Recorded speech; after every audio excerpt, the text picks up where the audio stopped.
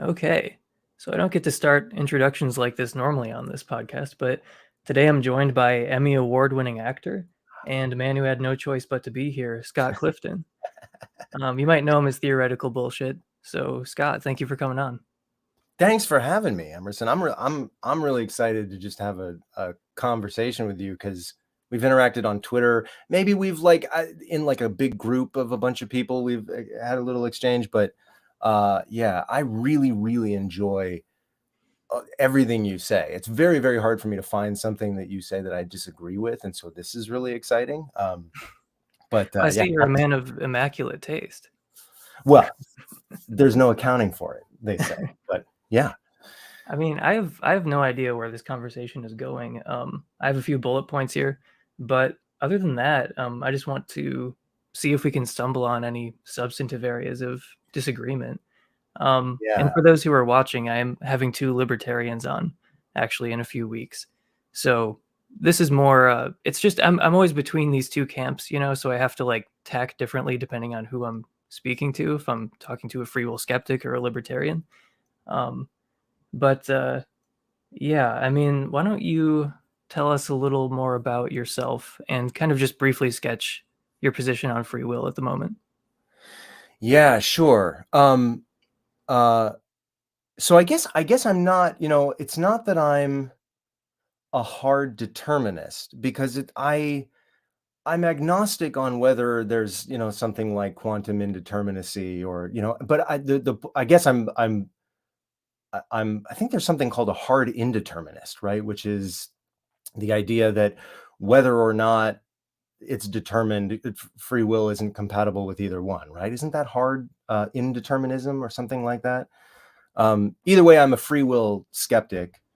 Right. You're an incompatibilist. You think determinism is incompatible with free will?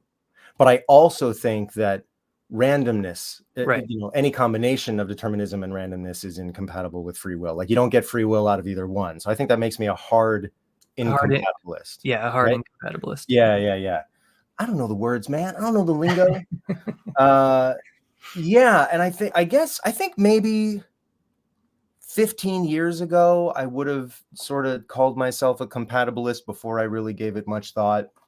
Um, and then I ironically, what made me start calling myself a determinist was the Kalam cosmological argument, because I started going like, well, whatever begins to exist has a cause. What about, and then I started asking myself questions about mental events and choices and things like that. And so that, I don't know how that did that to me, but yeah, I mean, I hate to say it, but I sound a lot like Sam Harris when I talk about this stuff. And I'm going to try not to like have his voice in my head throughout this conversation. But yeah, I think a lot about the sort of, intellectual feud between Harris and, say, Daniel Dennett. And I just never really appreciated what Dennett had to say. It's a lot of it feels like sleight of hand to me. A lot of what he says seems not self-consistent. I feel like I hear Dennett pivoting back and forth between mutually exclusive positions all the time when he's criticizing hard determinism. I can explain what I mean by some of that later. But let me say this: what I'm really looking forward to about this conversation, the way that I'm sort of pitching this conversation to myself, is that it would be a lot easier if I could just call myself a compatibilist. Like I have no, my incompatibilism is not some part of my identity that I cherish. Like I just happen to be convinced that way, and it would be really exciting to be talked out of that. Obviously, compatibilism is much more popular among professional philosophers, and why I'm excited to talk to you specifically is that when I hear you talk about your prior sort of hard determinist beliefs, I recognize myself in what you're saying, right? I think that one of the nice things about this conversation is that I kind of know in advance, here's a guy who not only understands what I believe, but believed what I believed, is able to represent me and my views and even my objections in a way that I would totally sign off on. And yet, he now thinks that that view is wrong, right? So that gives you a kind of credibility to me. It's, I don't imagine we're going to be misunderstanding each other or talking past each other or anything like that. And so if there was anyone that was likely to change my mind, I think it would be someone like you. So let's perform an exorcism on me. So my big problem is that, Okay, can I just say first though that that's also yeah, why I wanted to talk to you, because I was like, you know, we often find ourselves, I think, on the same team in some of these arguments online and saying the same exact kinds of things. And yet somehow we ended up in two different places. But I only ended up at this compatibilist position like in the last couple months, I want to say. Like I've kind of been flirting with it for maybe almost a year, but I only started calling myself a compatibilist maybe like a month or two ago. But yeah, I wanted to talk to you sort of for the same reason, where it's like, I wonder if I've kind of gone off the rails a little bit and maybe I can be like brought back in. Like maybe this will be the shortest run as a compatibilist that anyone has ever had. Um, but yeah, I mean, a few things have changed. I think there are a couple areas where free will skeptics are just wrong, like they make claims that are false. mhm, Um, and this is a part of a general arc, I guess, where I started off as kind of an incompatibilist and yeah, gradually became a compatibilist, which happens to a lot of people. And I think for me, it was just an overcorrection. Like I kind of misfired when I looked at free will and said, oh, that doesn't actually fit in the scientific picture of the world. And, that's actually not compatible with our modern understanding of how the world works. And I now think that was a mistake. Like I kind of misfired. Like I did that with a few things, and I think I was right about a few of them.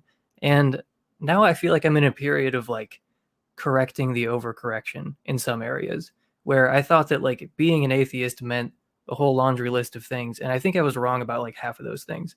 And potentially one of them is free will. So I actually don't see any incompatibility between like a thoroughly scientific worldview and the common sense notion of free will. I don't think it requires like sleight of hand or word games. And I mean, the way that I see free will is, I mean, I have a particular notion of what it is, but I think it also performs certain functions for us. And I think those functions are mostly good. And what I find is that free will skeptics seem to think they're mostly bad. So I actually do have substantive disagreements with free will skeptics. Like, I think that some of the things they say are actually wrong, but then we have this other disagreement where I actually like the functions that free will performs for us. And some free will skeptics seem to not like those functions. And yeah, I mean, I think that might be one area where we actually disagree. yeah, I'm curious to hear what you say about that. I go back and forth. I mean, it's almost like a cliche at this point, where compatibilists and hard determinists are constantly telling each other, "You're a hard determinist in everything but name," or "You're a compatibilist in everything but name." And I'm so sick of hearing that. And both sides can say that, really, and I've heard it from both sides. And I don't want to get stuck in one of those in this conversation. I guess if I had to like distill like the hurdle, right? For me, it would be, even if let's say we discover that ontologically we're on exactly the same page, right? And maybe ontologically will translate to morally being on the same page. Maybe it won't. I'm not sure, but I, I need to be convinced. What I would like to be convinced of is that there is something compatibilism has to offer that I don't have, that I actually want.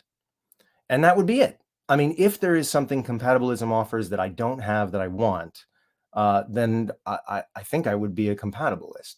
But I think the only things that compatibilism does offer that I don't have, I don't want, and in fact, I think are, well, for lack of a better word, bad, Hmm. um, like retribution and stuff like that. So, uh, yeah, I guess we'll just see where we go.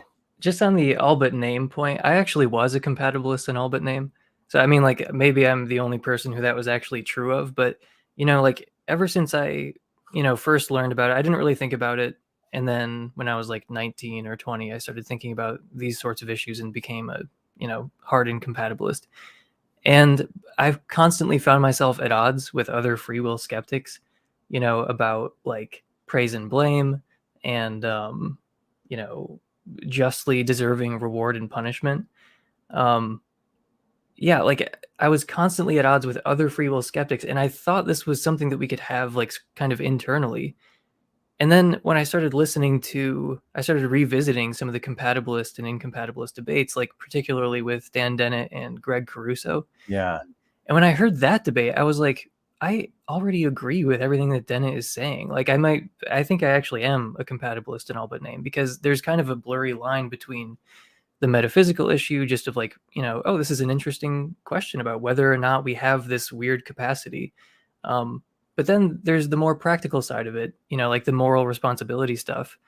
And yeah, I think that stuff actually does matter. But I was constantly at odds with other free will skeptics, including you one time actually on Twitter, which we talked about once. Oh yeah. Um, Remind me again, what was it that we said? I like quote tweeted some story, and I don't want to go into all the details because it sounds bad when you just put it cold, but it was a very specific story with particular details where there was a case of like vigilantism, which in my opinion is often not justified, but in this case it seemed justified to me because of the special circumstances. And I said something like, "Oh, this is way better than Christian forgiveness." And then you saw it and quote tweeted and said, "No, it's No, not." And then we got in like right. Yeah, yeah. we Okay, got in now. a long thing about it. But I mean, it basically did come down to like moral responsibility and like Right. retribution and that sort of thing. But I also got into it with um, Aaron Rabinowitz of Embrace the Void, who's a philosophy professor at Rutgers. He came on the podcast and we argued for a long time about whether it was justified to hate people if determinism is true and luck swallows everything. And I was firmly on the side of, yeah, of course. And he was firmly on the side of, no, like, how could you justify like hating someone if determinism is true and luck swallows everything? And to me, that just sounded like nonsense. And then eventually I came to think like, oh, wait, I'm a compatibilist. That explains the difference between me and other determinists here. Yeah. Oh, we should. Yeah, we'll get into that too. So let's start with some common ground, I guess, Yeah. since we keep talking about having a conversation. Okay. Yeah. So we do have some common ground, though. Like neither of us are libertarians, and even though I see free will, like it does perform all these functions, and I like a lot of the functions it performs, there are some functions it performs that are bad that you can get rid of by rejecting libertarianism or just by being by being a reasonable compatibilist. Like free will isn't just by itself a justification for like the death penalty or eternal conscious torment. So Yeah. I don't know, do you want to touch on that at all? Like, do you like where do you think we have some common ground? Okay. Well, yeah. So, let me ask you. I mean, so do you?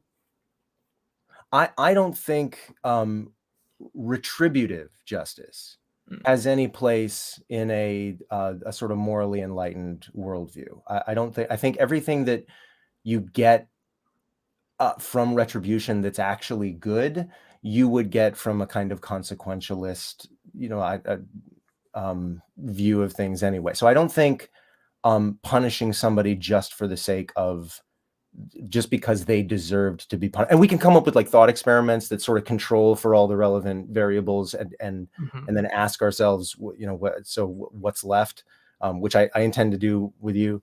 But I don't know. Do you think I mean, I assumed going into this that we would agree on that, but hearing you talk now, maybe we don't. I mean, it depends on what you mean by retribution. So I think that I think we would have common ground in the area of criminal justice reform. Like, I think that, Yeah. I want to abolish the death penalty. But I don't think free will by itself justifies something like the death penalty. Like, okay, you believe in free will. I still think you've got a lot of work to do to justify something like the death penalty. Right. I don't think that and same thing with criminal justice reform. Like, I think there should be less severe punishment for blue collar crime. It's kind of Right. over prosecuted right now, and I think there should be more prosecution for white collar crime. Yeah, for sure. Um, you know, but I just don't see that as connected to free will. Like, I think that free will is connected up with responsibility and being responsible for what you do and being held responsible for what you do, like deserving reward and punishment. But I think that one area where I disagree with free will skeptics is they think the best way to achieve kind of criminal justice reform is to like deny free will. Like Greg Caruso seems to fit into this camp where he's like, oh, I know what we should do. We should deny that we have free will because it's a huge obstacle to criminal justice reform, the belief in free will. And I think that's just false. Like, I don't think that all the people who want criminal justice reform, like, don't believe in free will or something like that. Like, I just don't, it seems totally unnecessary to me. And it Oh, has tons of costs. sure. I think you could even be libertarian and want Yeah. criminal justice reform. Yeah. Yeah. I Like a didn't belief hear in you guys libertarian free saying that. will doesn't That's get what you the death penalty. yeah. Okay, so just fuck it, let's jump in. Here's a thought experiment, which I know my answer to, and I'm just curious what yours is. So imagine you have somebody, psychopath, serial killer, somebody, let's just say somebody who raped and murdered a woman, right? And there's this new scientific breakthrough where we come up with a magic little pill or an injection or a vaccine of some kind or whatever. And, this person is already incarcerated, right? They've been convicted. And we can give them this pill now. And this pill will not only completely eliminate any desire they ever have to harm another human being again, but it makes them see themselves the way that the rest of us see them, such that they are mortified by their own behavior. That they're appalled by it. And so so I'm stipulating for the sake of this thought experiment, I mean, it is guaranteed that they're never going to harm someone ever again. Putting aside that we may still want restitution, stuff like that. Do you think it's justified to continue to punish that person? I think that there are punishments that would still be warranted. Yeah, like I don't think that you should. Again, I don't think they deserve the death penalty, and I wouldn't want them tortured or something like that. But I make arguments against that have nothing to do with free will. But I think that I would want to give the person the pill, but I think that in this, I have two thoughts about this, but I'm trying to resist one of them right now. But the first thing is just working within the thought experiment. Um, I think it would be a bad idea to just allow people to get off scot-free. They can do whatever they want, and then they just take a pill, and then they're free to go. Like, I think that that would actually be abused, like, pretty easily. I mean, if we're actually trying to imagine this, in the real world, I think that letting people just do whatever they want and then sign up for the pill and then just walk out of the clinic the next day, I think that would be a pretty bad situation. Okay, but that to me, that sounds like a consequentialist objection to it. Mhm. Like I agree with that. You're right. There are some pragmatic issues there, because in a system where everybody knows that I can murder someone and then take this pill and I will be mortified by the murder, but hey, at least I got the murder done first. Right. I totally agree with you. But that's a consequentialist objection, not a moral responsibility objection. So I like if you to could appeal to control both. I like I mean, I have sort of a mixed account of this. So yeah, I do appeal to consequentialism for that, but I also think that they just like deserve punishment. But that's to do with how I view free will. So I mean, we haven't actually talked about how I view free will, but no, I think they would actually deserve punishment because they did something voluntarily, intentionally, in accordance with their will, and they're therefore responsible for it. But maybe we should talk about how you view yeah, free will then. yeah. So how I see free will, I see it as a Dennett put it this way, and I really liked it. He said it's a naturally grounded social construction. So I know if anyone is like me and they have kind of evangelical programming, they start hearing the Kill Bill siren as soon as they hear social construction, because they're just like, that's postmodernism. But it's not postmodernism.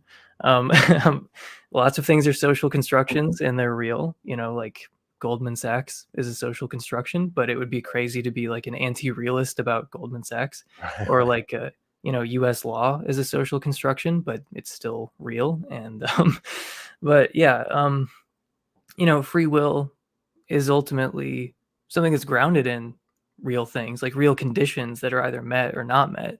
But we can decide what free will is or isn't. Um, but yeah, I mean it in a really common sense way. Like I'm not being excessively revisionary about this. Like I just mean that you can do what you want. If you're doing something voluntarily, intentionally, um, in accordance with your first order will, uh, yeah, I mean, then you did it freely. So, and like this is obviously connected up with responsibility. So, if those conditions are met, then I would say that you're responsible for what you do. And if those conditions are met, then people deserve praise and blame or reward and punishment. Like, I think they really are deserving of praise and blame or reward and punishment if they do something intentionally, voluntarily, with approval of their first order will. Um, yeah, so I think that that's basically how I see free will. But I also think that this matters because free will does things for us. Like it gets us moral responsibility. It means that we're responsible for what we do. It's like it's a really practical issue, free will. It's like I don't really view it as this abstract metaphysical question, which is part of why I ended up becoming a compatibilist in the first place, because I don't view this as like vacuum sealed off into philosophy land. Like I Right. think this is actually practical. Yeah. And denying free will means that you lose all the functions that free will performs for us, like being responsible for what you do. And I think that would be a bad thing, whereas someone like Caruso embraces the idea that people aren't responsible for what they do. And I just think that's crazy. I Maybe mean, maybe we should define responsibility here, because I think there's I mean, different people put it different ways, but you can sort of separate responsibility into two different ideas. There's this philosopher, I think his name's Bruce Waller, and he distinguishes between fault blame and character blame, right? Like, Sally did it. I mean, we can blame her because she's the one who did it, and she's the one that we need to, prevent from doing it again. She's the one we need to incentivize to not do it again, whatever. But fault blame would, so that would be character blame. And then fault blame would be, Sally is ultimately responsible for, for having done it. She is the singular sort of locus that is responsible. Now that's very libertarian, mhm. um, but I'm not sure what we need beyond character blame, right? So what do you mean when you say someone is morally responsible for something? Well, I mean, I just mean that those conditions are met. So they are the proximate cause of what happened. Like this is something I think free will skeptics do, where they kind of inflate a bunch of notions and then they say, well, that can't be right. So we don't have free will or we don't have responsibility because we don't have this massively inflated sense, you know? So I mean responsibility just in a really straightforward way, like you were talking about. Like they're just the proximate cause of what they did. They did it on purpose. They did it intentionally. They did it voluntarily. They did it like in accordance with their will, like with approval of their first order willing. And that's why they're responsible. If those conditions weren't met, then they wouldn't really be responsible in the same way. So I just mean you're the proximate cause of you did it because you wanted to do it. Okay, so could we? I mean, imagine a world where we didn't have the term free will. Would volition cover all the same bases? Instead of saying he did it of his own free will, we could say he did it of his own volition, and that does the job. It's pretty close. It's one of the conditions I named, voluntary versus involuntary. Um, so yeah, I mean, I think that's definitely part of it. It seems like you can imagine cases where that condition is met, but we would be hesitant to ascribe responsibility to them. So I kind of added a few more conditions there. Mhm. But you're pretty close. I mean, yeah, if you do it of your own, yeah, if you do it of your own free will, like if you do it volitionally, like, yeah, then you're responsible for it. And then those other conditions are sort of meant to correct for extenuating circumstances or something that would otherwise make us think, oh, well, they're not responsible in the same way that someone who meets all those conditions is clearly responsible. Yeah. Okay. Where do we go from here? Well, I would put it to you then at this point. Okay. Why do we need more than that? Like, I mean, isn't that enough? Like, we have a term for when people do things intentionally, voluntarily, and so on. Like, the term for that already exists. It's free will. And I don't see how anything I've said so far is slightly incompatible with determinism. Well, okay, so here that's a great question because this is why I asked in the beginning. Um, we're still in the beginning. Who am I kidding? What you know what uh about more responsibility and retribution specifically, right? So you're saying, why do we need more than that? And I guess I would say I don't think we do if you're using free will as a synonym for volition. I mean, the distinction between choices that are volitional and choices that aren't does so much of the work. I mean, it's, whether you intended to stab me or whether you just fell with your knife Hmm. and pierced my chest makes the difference between whether you're likely to try to do it again, whether you're actually a dangerous agent out there in the world or not. So if free will is just a synonym for volition, I guess I would say, no, we don't need more than that. But why are we even using free will, which is confusing? Let's just use volition. But it seems like that it's not as simple as that, because I think you're arguing that free will gives us this extra thing that my worldview doesn't give us, which is retribution. And this is why in the beginning I said, what does compatibilism give me that I want that I don't have? Because I don't want retribution, and I don't think you need it. And I think we can get everything we want morally, socially, legally without retribution. So maybe that's a sort of place that we should. So, I guess I want you to define retribution. I mean, is going to jail retribution? No, no, going to jail would only be retribution if you were going to jail just for the sake of retribution and there were no other sort of consequentialist benefits. Yeah, it is because it's so hard you have to do these like thought experiments to separate out the retributive part of certain punishments from the consequentialist part of certain punishments. And that's why I came up with it, the pill thing. I don't think I came up with that, but that's a way to control for. I mean, and even then, I failed, like you pointed out, I failed to control for all the consequentialist considerations there, right? Because people could abuse that system if they know in advance that they're going to get that pill. Okay, maybe we say that everybody's administered the pill in secret. Nobody actually knows that the government doesn't tell us that the pill exists, whatever. Then people, of course, would be outraged because they would think anybody who got the pill is actually just lying. So we live in this pesky real world where Hmm.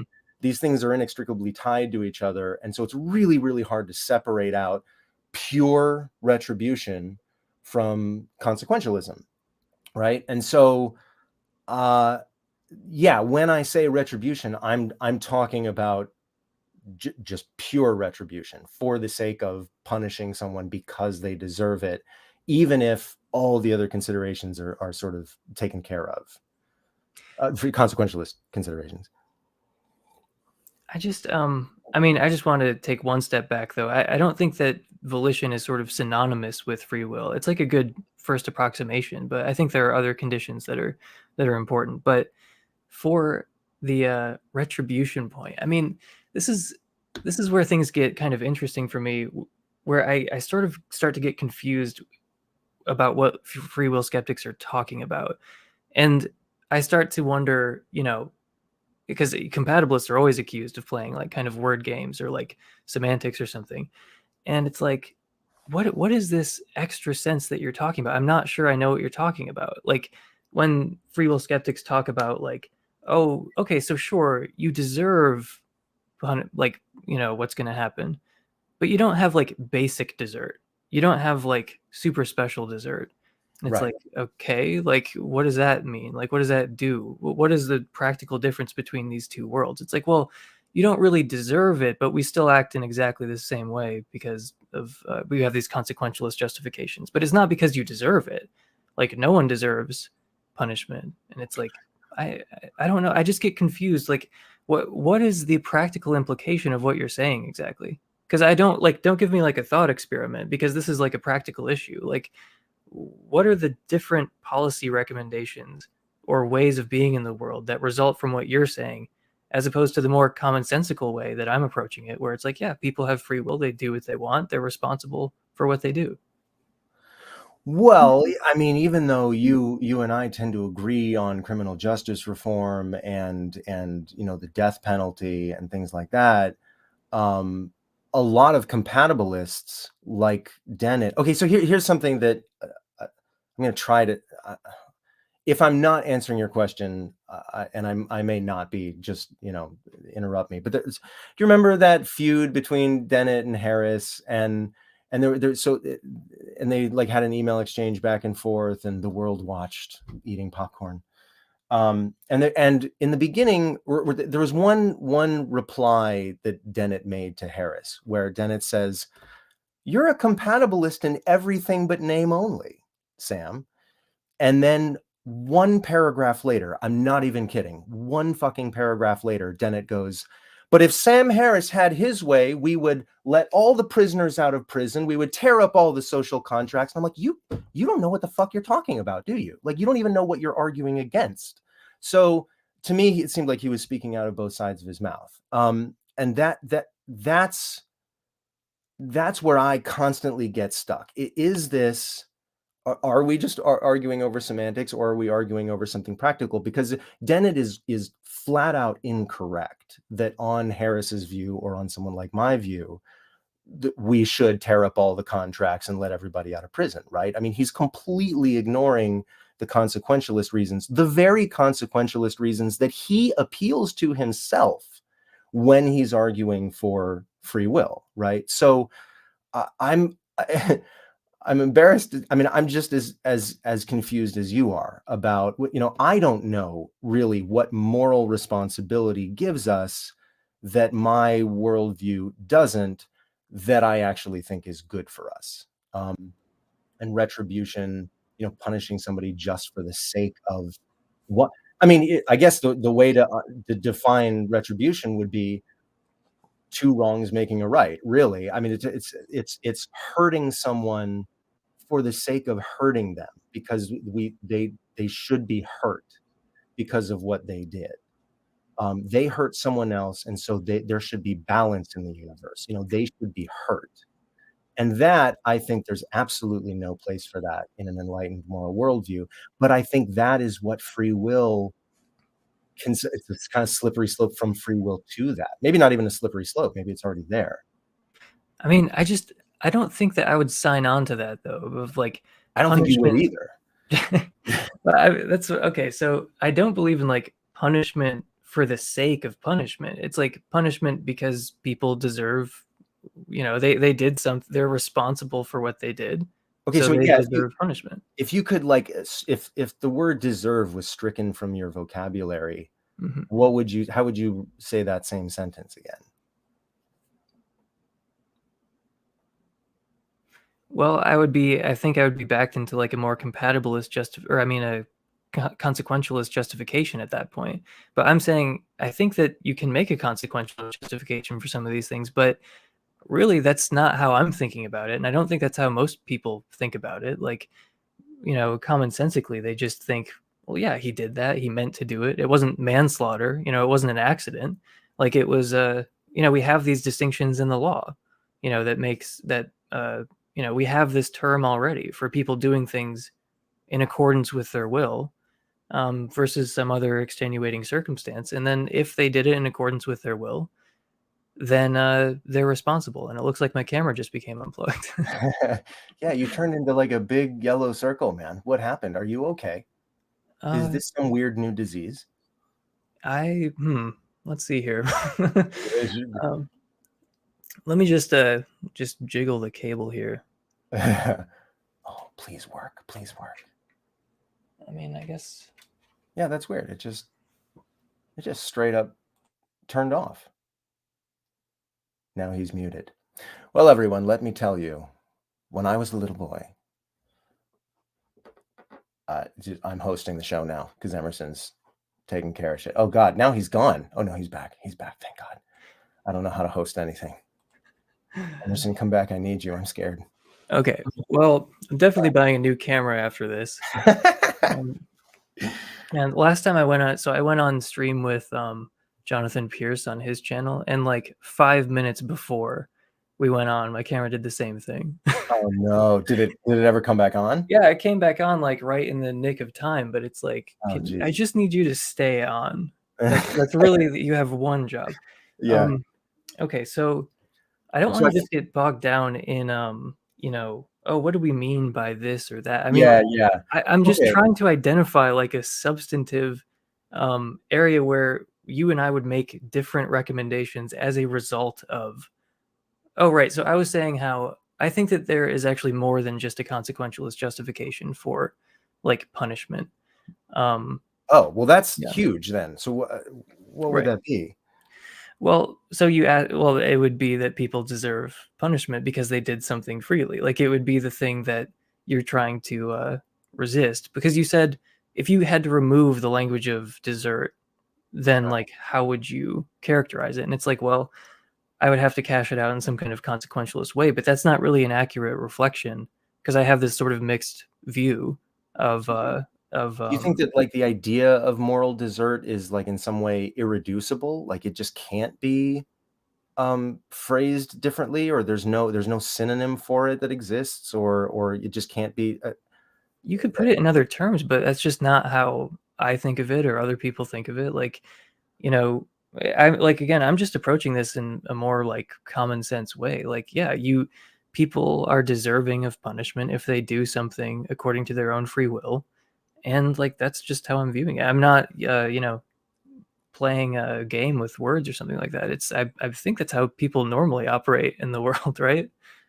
yeah, but I also think that I mean, I've heard the word deserve in different contexts, and sometimes I mean, I can tell when somebody says, so and so deserves this, they actually mean something different from this other guy over here who's saying, oh, I deserve such and such, right? I mean, I again, there's like, you know, Richard Ramirez murdered a bunch of people. Obviously he deserves to go to prison in the sense that he's the one that did it. He's the one we need to quarantine from the rest of society. He's the one we need to incentivize not to do it again. He's the one that we need to rehabilitate or correct or whatever, however you want to think of justice. But does he?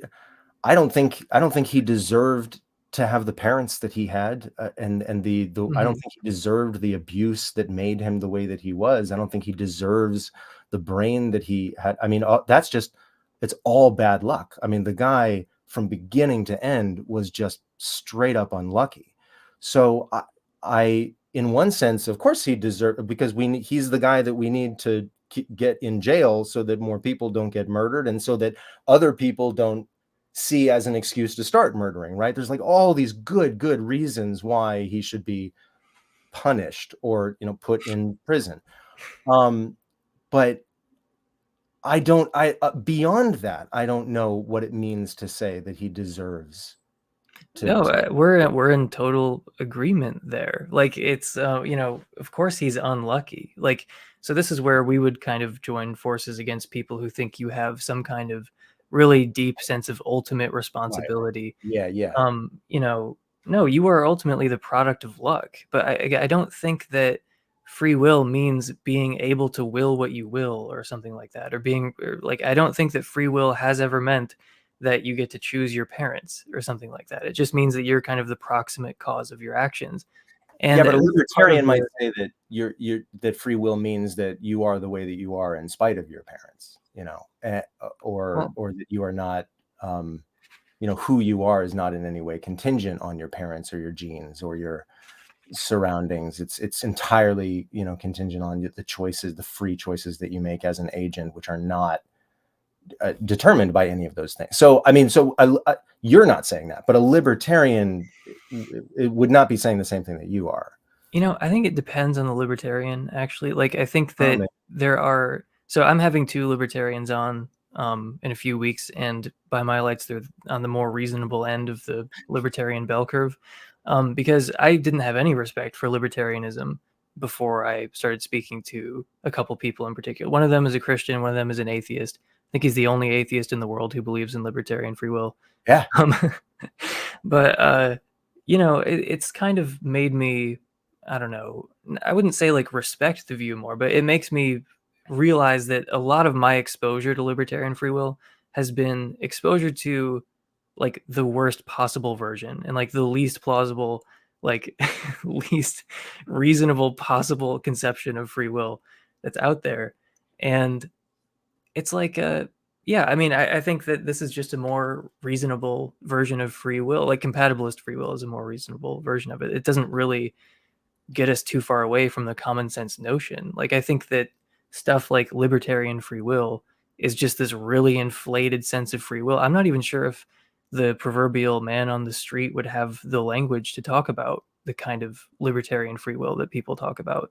Like genuinely, I think that if you just asked them what free will meant, they would say something like what I've said, like you can do what you want and no one's making you. It's just intentional, volitional, Yeah. in accordance with your will. Like I don't know if they would even mention determinism or something like that.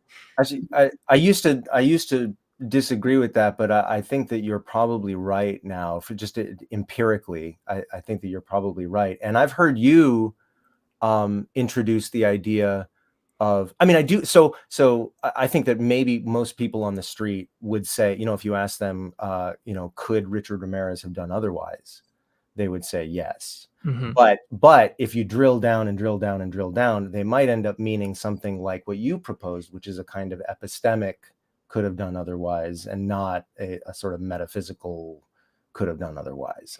Maybe, I don't know. I don't know either. I mean, like you'd have to drill down pretty far, I think, to get to that point. But yeah, there's kind of this inflated sense of could have done otherwise, and then there's a more like down to earth sense of could have done otherwise that's perfectly in line with our like everyday usage of that type of language. And it's totally compatible with determinism. But coming back to the point about the point of agreement between us about not being like ultimately responsible for your nature and therefore not ultimately responsible for your actions, I thought I would read a passage from um, a guy who you Oh, that. love.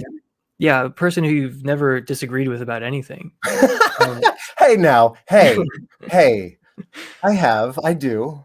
there's this one passage that I thought is relevant to what we're talking about here, and I've sifted through this quote unquote book. It's like 15 pages long, but I sifted through this Yeah. book trying to find this one Okay. particular sentence. So there's not a person on earth who chose his genome or the country of his birth or the political and economic conditions that prevailed at moments crucial to his progress. And yet, living in America, one gets the distinct sense that if certain conservatives were asked why they weren't born with club feet or orphaned before the age of 5, they would not hesitate to take credit for these accomplishments. So, there are Yeah, definitely a couple bangers in there. I mean, if he's not being hyperbolic, then he's wrong. I think he's being hyperbolic. Yeah, he's poking a little fun, but I mean, he's talking about these like self-made men, who like Yeah. really do seem to view themselves as like responsible in a way that is unintelligible, like responsible in a way that is literally incoherent. Because Yeah. you can, as far as I'm concerned, you can only have a very limited form of responsibility. Like, yeah, you don't get to choose your parents, you don't get to choose your circumstances, you don't get to choose a whole range of things that determine what you'll be like and how you'll even use your will in the first place. So, like, we're in agreement about so much, but I'm Yeah. saying that being the proximate cause of your actions is all that it really requires to say that you did something intentionally, voluntarily, in accordance with your will, and are therefore responsible for what you do because you did it and you meant to do it.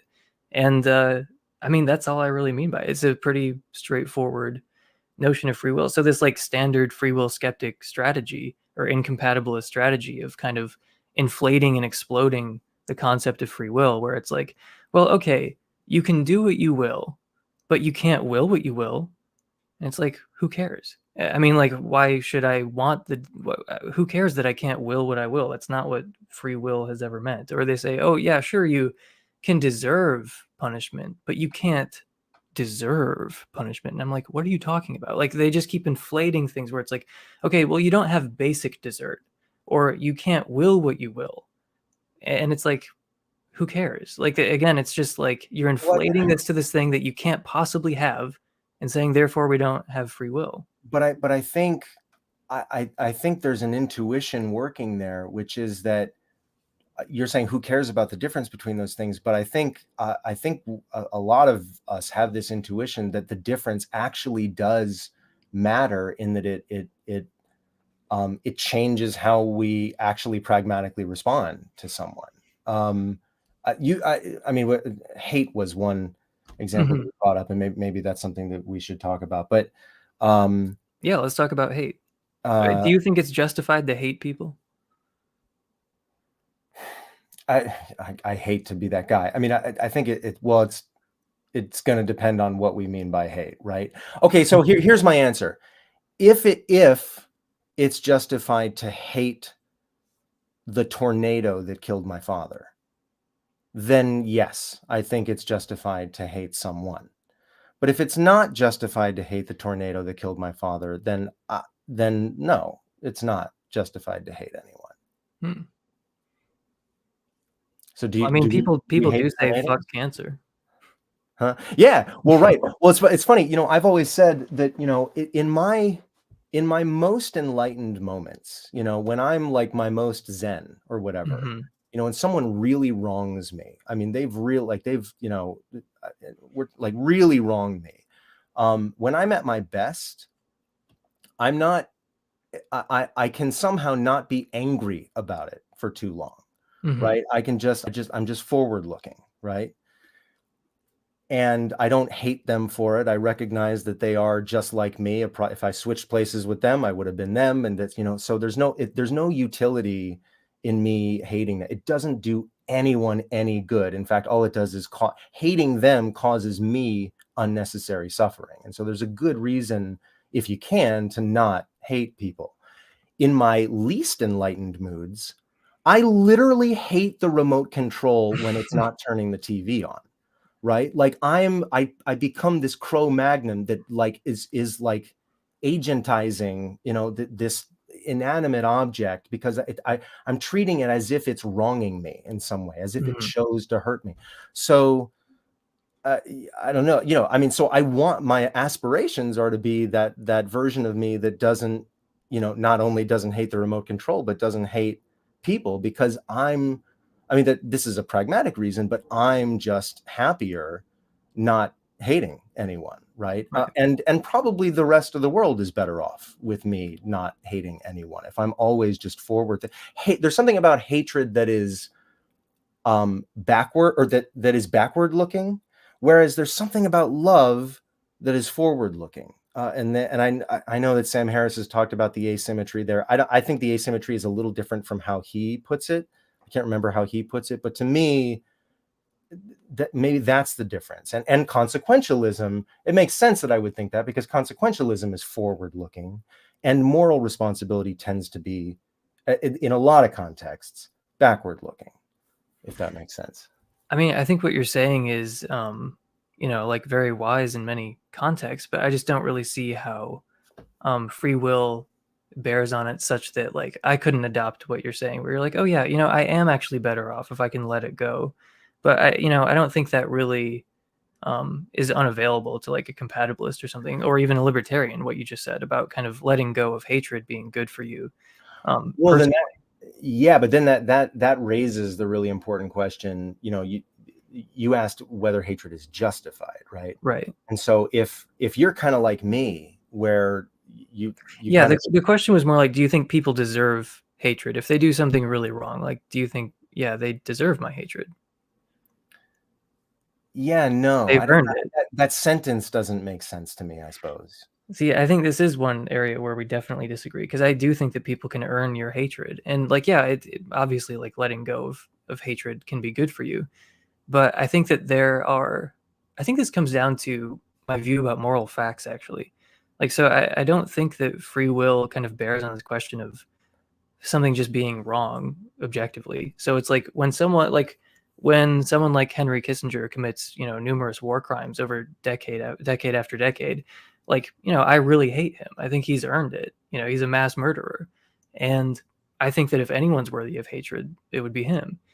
And I don't see how, oh, but he just, if he had different parents, then he wouldn't have done. It's like, But I think that what he's done is really, really bad, and he Well, yeah, meant to do it. So I despise him because of what he's done, and it wasn't an accident. Like he did it intentionally. Like I yeah, hate him because he's the kind of person who does that kind of thing, and that kind of thing is really bad. And the kind of person who chooses to do that kind of thing is also really bad. yeah. But the question is hate justified, right? And so what you just said was that if anyone deserves to be hated, it's him. I certainly agree with that. If anyone deserves to be hated, it's him. The question is, does anyone deserve to be hated? And uh, I'm not sure what. I guess I'm not sure what hating him. I mean, maybe this isn't the right question to be asking, right? Maybe that's what you would say to this, but I don't know what hating him gives you. I don't know what it gives him. I don't know what it gives society. As long as you have, unless we're kind of equating hatred, unless we're sort of like smuggling in these other like utilities into hatred, that because hatred motivates us to respond in certain ways. That's interesting. I mean, maybe that's true. Maybe Yeah. hatred it is good because it motivates us to act in certain ways that prevent further harm. But then it's like, well, it's not the hatred that we needed. It was acting in those certain ways that we needed. So I mean, I agree that you can make a consequentialist argument for hating mass murderers, but what I was saying is I think that because the question was, do people deserve hatred or is hatred justified? And what I'm saying is it is justified by the fact that he did these things that I think are objectively bad and that are objectively wrong, and he chose to do them on purpose. Like that's what I'm saying justifies my hatred of him. Like it's sort of like, I mean, an analogy I give sometimes is with a different sort of normative, well, yeah, I mean, a different sort of judgment, which is like an aesthetic judgment, where you look at a painting or something and you say, that's a great painting. Like you're sort of judging it according to these aesthetic facts. Like it doesn't matter if it's objective or subjective, but the point is you're kind of judging it based on what it is. The painting didn't have any choice in being what it was. The painter might have not even had a choice in it being what it was, but you can still judge it. You can still look at it and say, that's great or that's terrible. And just appealing to determinism, how does that bear on the like aesthetic judgment? You know what I mean? Like you can either say that it's a good painting or a bad painting, but determinism, how does that even bear on the question? And that's kind of how I increasingly feel about these other kinds of judgments.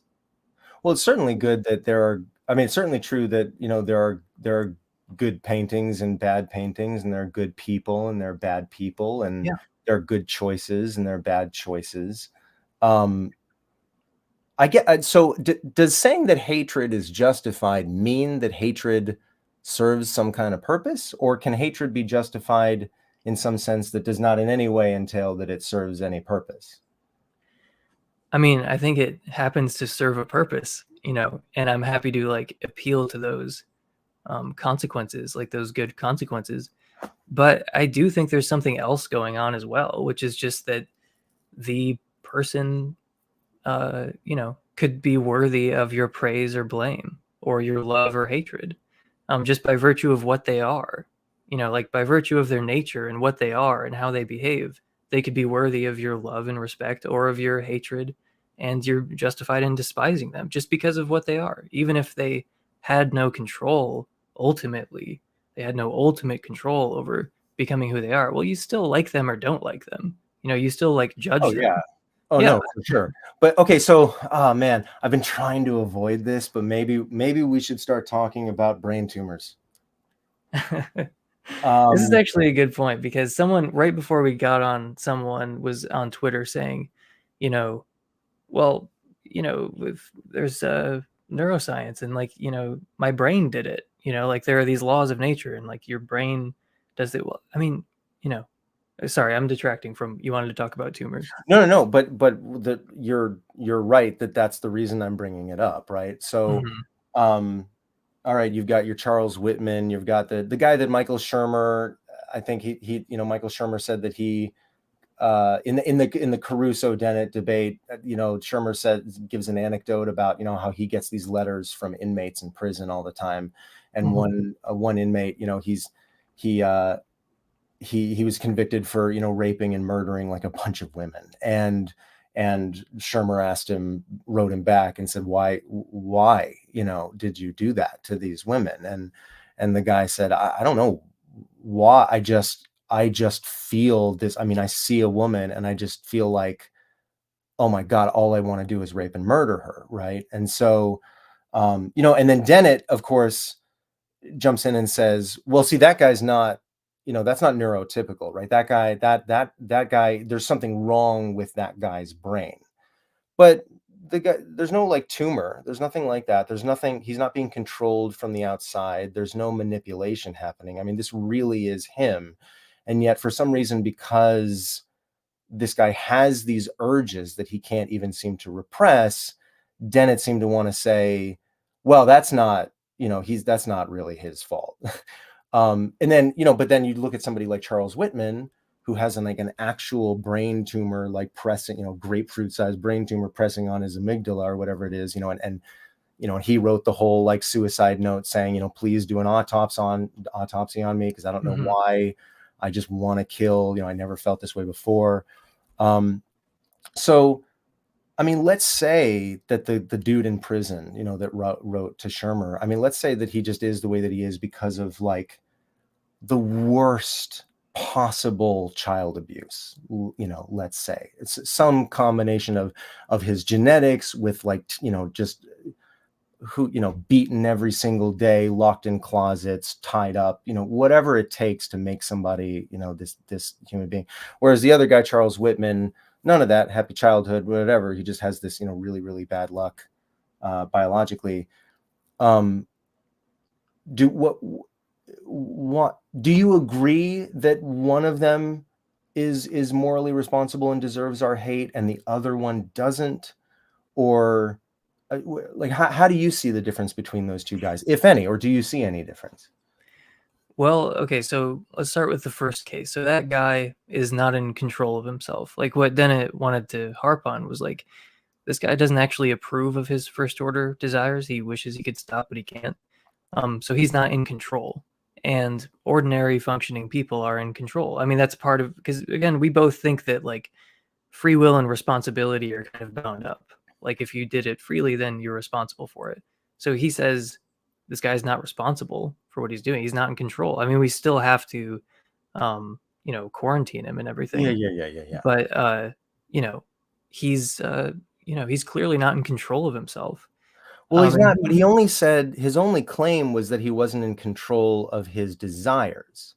He never said, there I am raping someone, wishing I weren't, oh my God, I can't believe I'm doing this, right? And it's actually the exact same with Whitman, right? I mean, Whitman doesn't approve of his desires, but he freely chose to go up to did he freely choose to go up to the clock tower and pick people off? Well, we would agree that if Whitman didn't have that brain tumor, we would feel differently about him. Right, but if the prisoner didn't have, the abusive parents that he had or the genes that he had or whatever, then we would approve of him as well. But hang on, I'm not seeing why you're bringing up these two cases together though. Like I think that they're both kind of, I mean, I think we'd both have the same reaction to them. Like they should be quarantined, and I think that, yeah, I mean, they're not responsible for what led to them behaving the way they did, but they still did it intentionally and voluntarily. It wasn't an accident that he was like shooting people, and like we would hold him responsible even if we took out the brain tumor and he was as horrified by his actions as we were. I still think that most people would feel a little cheated if he got let out of prison the next day. Okay, well, I mean, you and I are almost exactly on the same page, I think, when it comes to the pragmatic, legal, social stuff, and which is what makes this conversation harder. But I guess I'm asking, does Charles Whitman deserve to be hated? No, I don't think that he warrants our hatred in the same way that someone who didn't have a tumor. I mean, I think that's an extenuating circumstance. It's not really an ordinary circumstance. But if people did what Charles Whitman did under ordinary circumstances, then yeah, I mean, like they don't have the same kind of unusual condition. Okay, that's why I'm asking, because this inmate, there's no there's nothing pressing on his amygdala. There's no, there's no outside manipulation. I mean, this is Dennett's big thing, right? Like on paper, I mean, he checks all the boxes of somebody exercising their own free will. The only thing we can say is that he didn't choose, to have the desires that he had. But that's true of, I mean, I think maybe like 1 in a million, murderers are going to say, oh no, I love murdering people. I mean, that's never the case, right? So it should follow that the inmate should be hated. I mean, and Charles Whitman shouldn't, right? I mean, it's Right, yeah. No, I mean, I do feel differently about the inmate than I do about Whitman.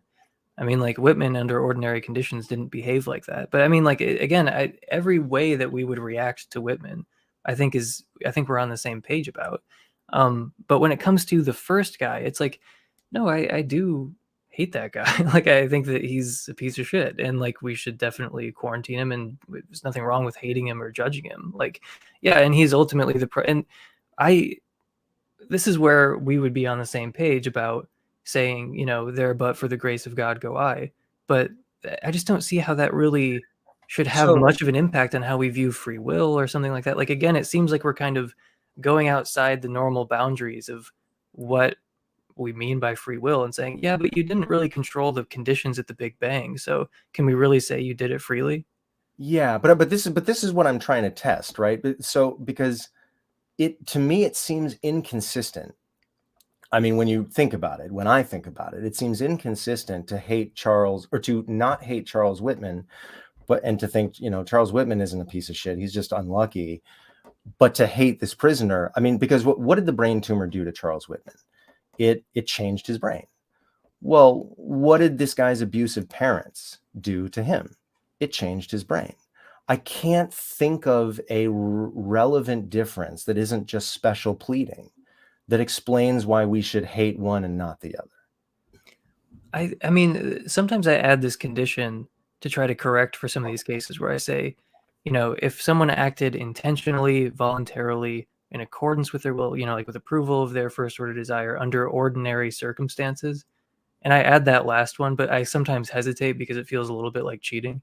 What's the last one? Sorry. Under ordinary circumstances. Oh. So if there is some kind of like, unusual, out of the ordinary circumstance, then then I would just say, well, yeah, I mean, like it doesn't fit perfectly with my view, but I don't really think that's a problem for a couple reasons. Like, the first reason is that we care about free will, okay, so we can talk about Charles Whitman, but how is that supposed to influence the other 99.9% of cases where there isn't a brain tumor? Like, I see what point you're trying to make, but the point is most people are not Charles Whitman. Like, most people don't have a brain tumor, and most people recognize that, like, having a bad upbringing, it's not the same thing as having a brain tumor. Okay, that's perfect, because that's where I disagree with you. Mm-hmm. I think that most people are no different from Charles Whitman. It's tumors all the way down, right? Mm-hmm. I mean, it's just Charles Whitman, bad luck, circumstance, biology, history, everybody else who's a serial killer, any pedophile you find out there. It's the exact, I mean, we are all a product of, and you're going to say, well, yeah, duh, of course. But these are the things that we agree on. And this is what I think makes the difference. I really can't think of a difference that justifies me hating Richard Ramirez and not hating Charles Whitman. I think they actually are the same. I think abusive parenting is effectively the exact same thing as a brain tumor. I just don't agree. Like, I think that we've kind of floated off the earth into philosophy land here. Like, when we're saying, like, oh, it's the same thing. Like, it's having a brain tumor. It's like, but come on, like, we don't actually live that way. And I don't think that that's something. No, we don't live that way, but we should. I think it's not indicative of our irrationality that we don't live that way. Like, you seem to be implying that, like, there's some kind of irrationality on the part of people who act like there's a difference between a brain tumor and just having a bad upbringing, but I don't think that's irrational. Well, it's only irrational if you accepted my premise and still disagreed with me. That would be irrational. It's self-consistent if somebody rejects my premise. What premise was that? Just that the brain tumor is no different than, Oh, or just that we, we are inescapably a product of our biology and experiences. yeah. No, I agree with that. I just think that see, I'm trying not to be like frustrating or slippery here, but it's like, I think I'm the one frustrating you, so I'm sorry. oh no, I'm not frustrated at all. I just Okay. I think that this, because this it taps into like a deeper issue about philosophy, and I don't know how to broach it exactly, but like I think that the compatibilist version of free will that I'm sketching out works for like 99.9 repeating percent of cases. Like I think it works really well for our everyday life. Like practically speaking, if someone meets all these conditions, then we should say they acted freely, and we already do. It's not like I have to tell people we should start doing this. Like no, everyone already does what I'm saying. They like, if these conditions are met, then that's a morally relevant difference. If they're not met, like people think that if you do, like if those conditions that I keep naming, um, that's kind of what most people mean by free will. If you did it and you wanted to do it, and so on. Like I think that's what most people get at until you start really, or getting at before you start drilling down on it. And I think that that compatibilist conception works for almost every case. And you kind of have to devise these weird thought experiments or appeal to these extraordinary cases to make it seem like, yeah, this actually, your version of free will actually doesn't account for this case, because it seems like, in the case of Whitman, or in the case of any number of bizarre thought experiments that have been invented over time, it's like, okay, it might work for pretty much all of everyday life, pretty much all of the time, but it doesn't work in this one case that I just invented in a possible world that doesn't exist and will never exist. It's like, well, who cares? Like, again, this is a practical issue. Like, I don't think that because of Charles Whit, because of like, you know, uh, cases like Charles Whitman, we have to throw out the entire concept of free will, because it's hard to come up with like an in principle way of distinguishing these things. It's like, look, this works almost all the time. So when I said this works for almost every case, this works for our everyday lives, this is a good way of viewing freedom almost all the time, just not in like some of these bizarre thought experiments or in some of these very unusual cases. And what I was alluding to, and I said this kind of connects to something deeper in philosophy, it's like, Dennett has mentioned this as well. I think he mentioned it right at the beginning of the Caruso debate, actually, where he said that philosophy kind of got off on the wrong foot with Plato kind of trying to turn all of philosophy into geometry, so that there are these bright lines everywhere and these like sharp edges, and we can have a perfect conceptual analysis of all these different ideas. Like we can have perfect, necessary, and sufficient conditions for something like free will, such that there are no counterexamples, no borderline cases, like no thought experiments that you could imagine up where things would maybe not seem right. Like, and he was like, we should instead adopt, population thinking and sort of acknowledge that the world is very messy and that there are no bright lines anywhere other than geometry. And that, like, conceptual analysis, by the way, that whole project I just named of identifying necessary and sufficient conditions of all these different concepts has gone horribly. Like, we don't have a successful conceptual analysis of almost anything. Like it's been going on for thousands of years, and it's utterly failed. So maybe this approach is just wrong. Like maybe if you have a conception of free will that works for all of everyday life and works in 99.9% of cases, except for some weird thought experiments, then you have a successful conception of free will. And just because you can imagine like a counterexample or a borderline case or something, it just doesn't really matter. Like if you have something that works for all of everyday life, then that's enough. So, I mean, it just may be frustrating and may be unfortunate for us, especially for two people that think the way that you and I do, but it may just end up being the case that the practical differences between my view and yours is in fact negligible. And so there's not much to talk about there. I mean, which is why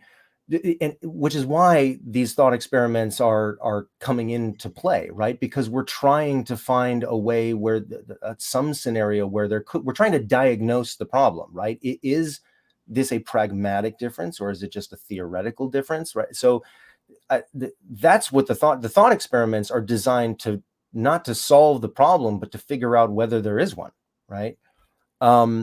So I mean, you say that you know these it really we get everything we need, and if on your view, and I believe this is true on your view, but then you get somebody like Dennett, who is the number one, I mean, the leading defender of compatibilism in the world, and he says that if we don't have free will, then we should tear up all the contracts and let out all the prisoners. Now that is, I mean, that's the leading compatibilist saying that, right? And you and I both agree he's full of shit there. I It's not mean, true. I think maybe you haven't encountered some of these people who he has in mind when he says that. Like, I mean, Greg Caruso says straightforwardly, people are not responsible for what they do. Yeah, but Greg Caruso would never say we should tear up all the contracts and free all the prisoners. I mean, he gives the exact same reasons that you are giving for why we should keep the prisoners in jail.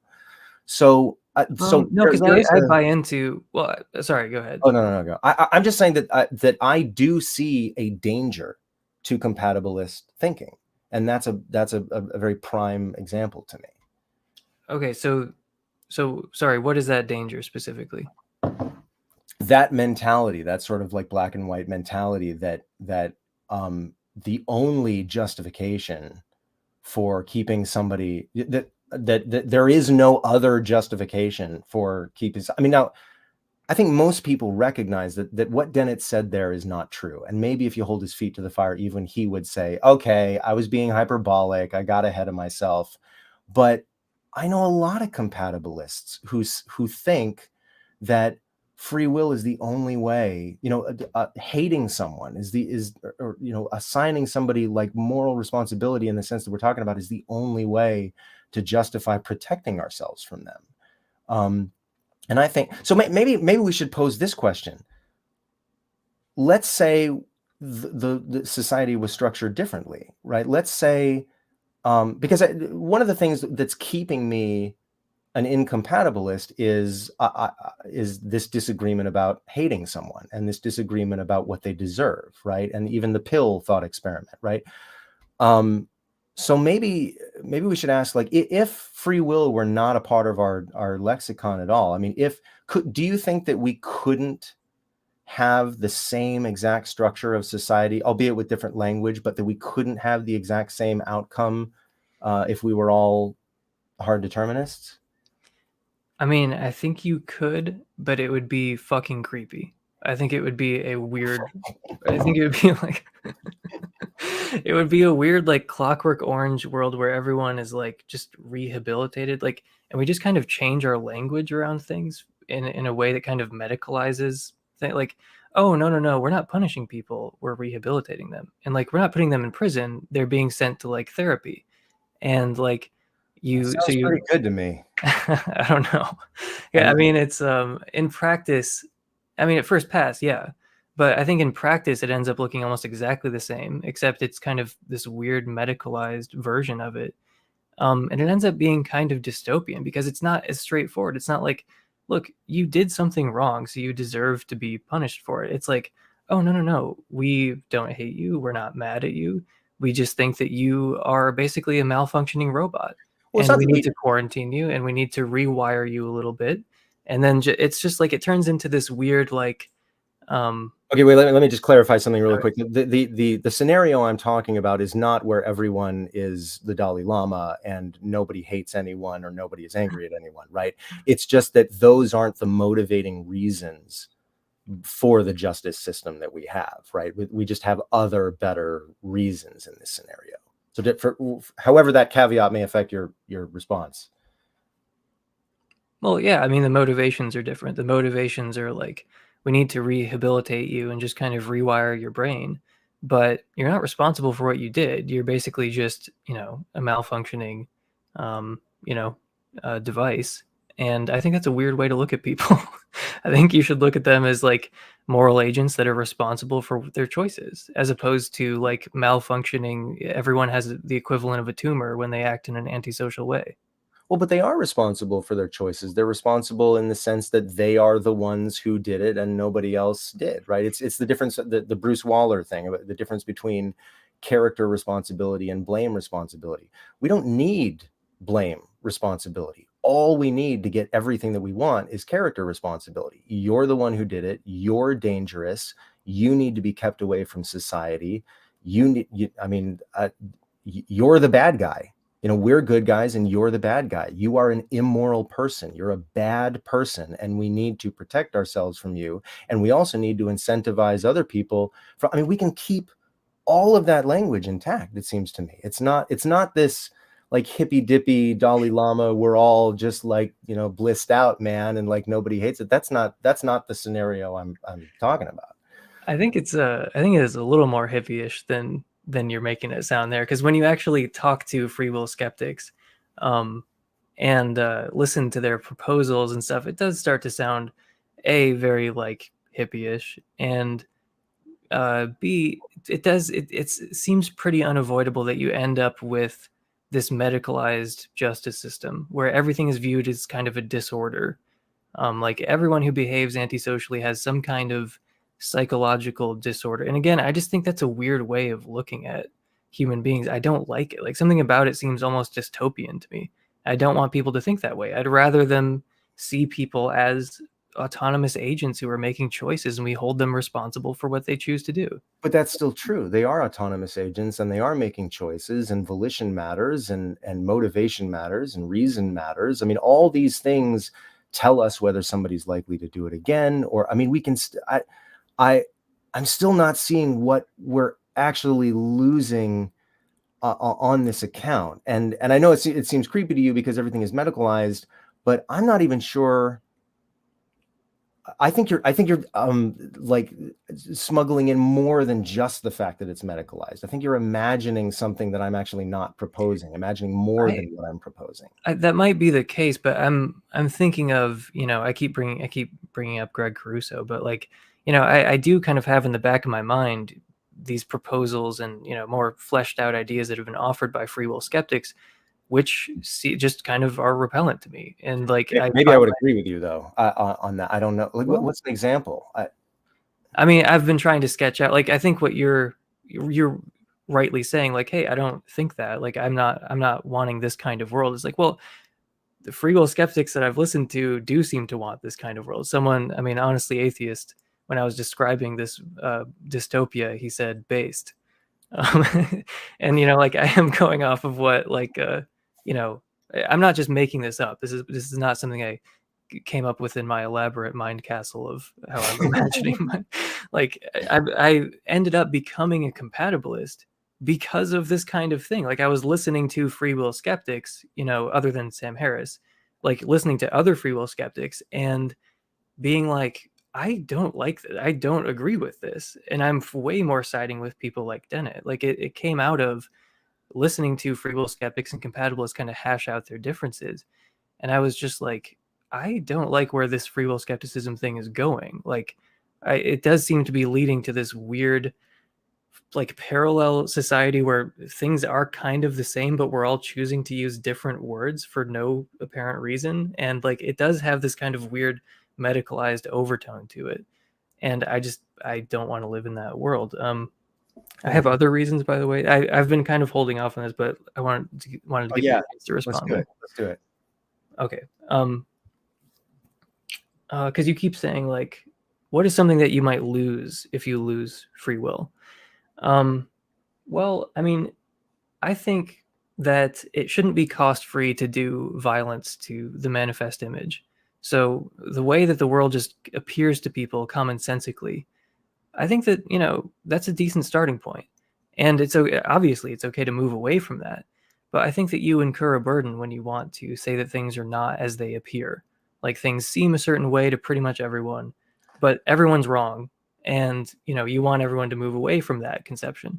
And what I'm saying is that it shouldn't be cost-free to do severe damage to the manifest image. So you can do that if you want, but I'm saying you need to be coming at things with more than what I typically hear from free will skeptics. So I'm kind of advocating for common sense epistemology, where, like, we should try to maintain the world the way the world seems to most people most of the time.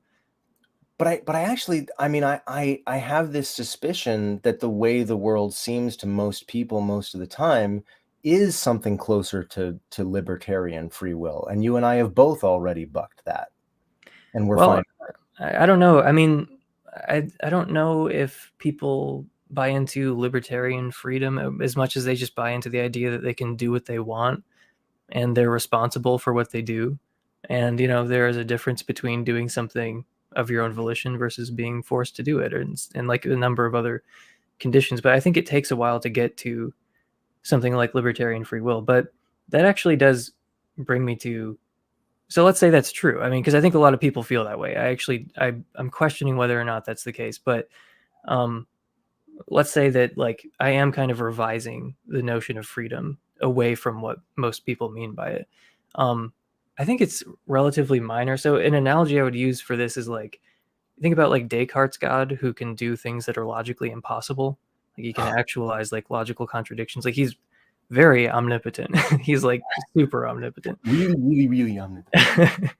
And then there's like a more reasonable version of omnipotence where it's like, okay, he can do anything logically possible, but he can't actualize logical contradictions. Like that would be absurd. That doesn't make any sense.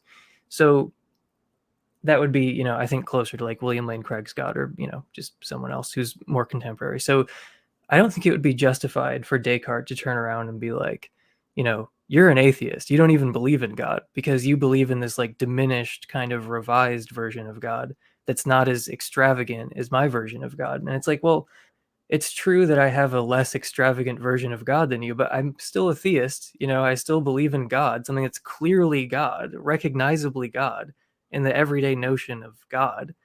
And yet I don't believe in this like inflated superlative sense of God. Yeah. And I think it's That the seems same like thing with that's like freedom and responsibility. I just have like a more reasonable conception of freedom and responsibility than libertarians, but I don't think it's like divorced from what most people mean by it. yeah. But I think that's kind of that makes for a good argument for the idea that this is not just a semantic difference. I mean, we actually think that there are yeah, I don't like this word, but like metaphysical differences here. And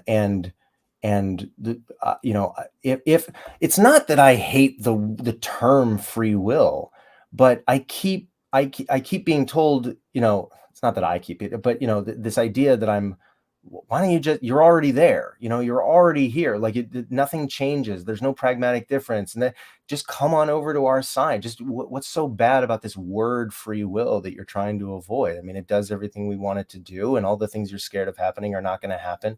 And then I'm tempted by that. I'm tempted to just go, oh, fuck it, yeah, let's just use free will because it's easier and it's historically on the books already. But then I hear some of the things that compatibilists say and believe that their compatibilism justifies. I haven't heard, I mean, maybe a couple of things with you that you and I would disagree on, but I hear things that I go, oh my God, I want no fucking part of that. And it's some of the shit that Dennett says. I don't want to live in his world. Yeah, I mean, then it's not like a harsh retributive. It's like he says that our current criminal justice system, in his words, is he says it's evil. Like is a very harsh critic of our current criminal justice. It's not like he's going around like, I love the death penalty. I love no. But saying our criminal justice system is evil is a really low bar. Yeah, that's true. That's not very hard to say. No, I mean, there's something else though that I think you might lose with free will. So if you try to get rid of free will, so well, first of all, you kind of hit on something that I agree with there, where it's like, look, we already have a word for these conditions when they're being met, or we already have a term for that. It's like, why not just use the term that already exists instead of reinventing all of our language? Like, what's the point of that? So like an analogy that I heard once in the comment section, I think I don't know who posted this, but I'm borrowing this. Someone said that it's like compatibilists are looking at a painting and they're like, that's green. And then determinists and incompatibilists, like they zoom into the painting and they're like, oh, it's not green. There are little light blue... waves. Yeah. Well, there are these little blue dots and these little yellow dots that are really close together. Oh, and it's like, there's no green there. And compatibilists are like, we already have a term for when there are little blue dots and little yellow dots really close together. The term for that is green. So it's like, we already have a term for all these things that we seem to agree on.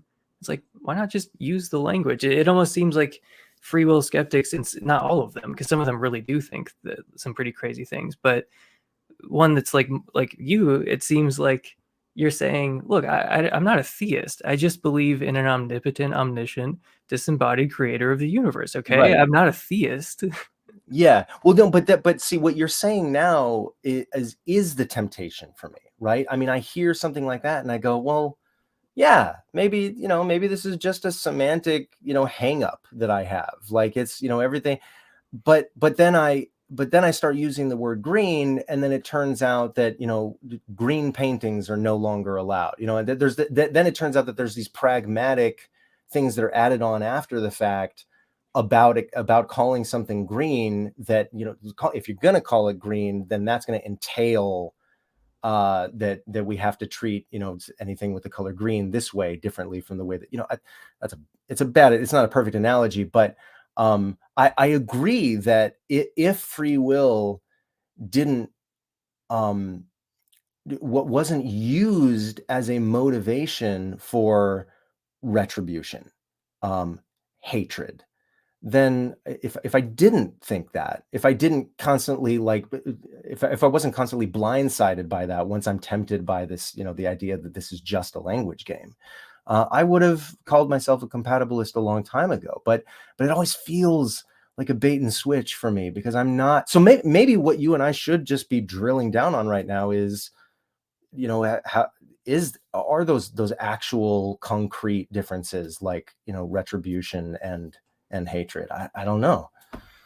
I mean, I don't know. I just think that some of those are kind of orthogonal to the free will issue. Like, where, I mean, people might appeal to free will where they're like, so there are plenty of Christians who say, well, eternal conscious torment, it's fine because it results from your libertarian free choices, which is nonsense. It still doesn't make any sense. Even Right. if you buy into libertarian free will, that's not a justification for eternal torture. Like, Yeah. you can argue against eternal conscious torment, which is literally the worst idea that's ever been invented by humans, like, without exaggeration. Yeah. No. Yeah. um, you don't even need to appeal to any debate about free will to make the case that this is one of the most immoral ideas that's ever been But I don't. devised. I mean, But the thing is, just because they appeal to free will to justify eternal conscious torment, I don't think that means we should throw out free will, because some people are still going to believe in eternal conscious torment even once you throw out libertarian free will, like Calvinists.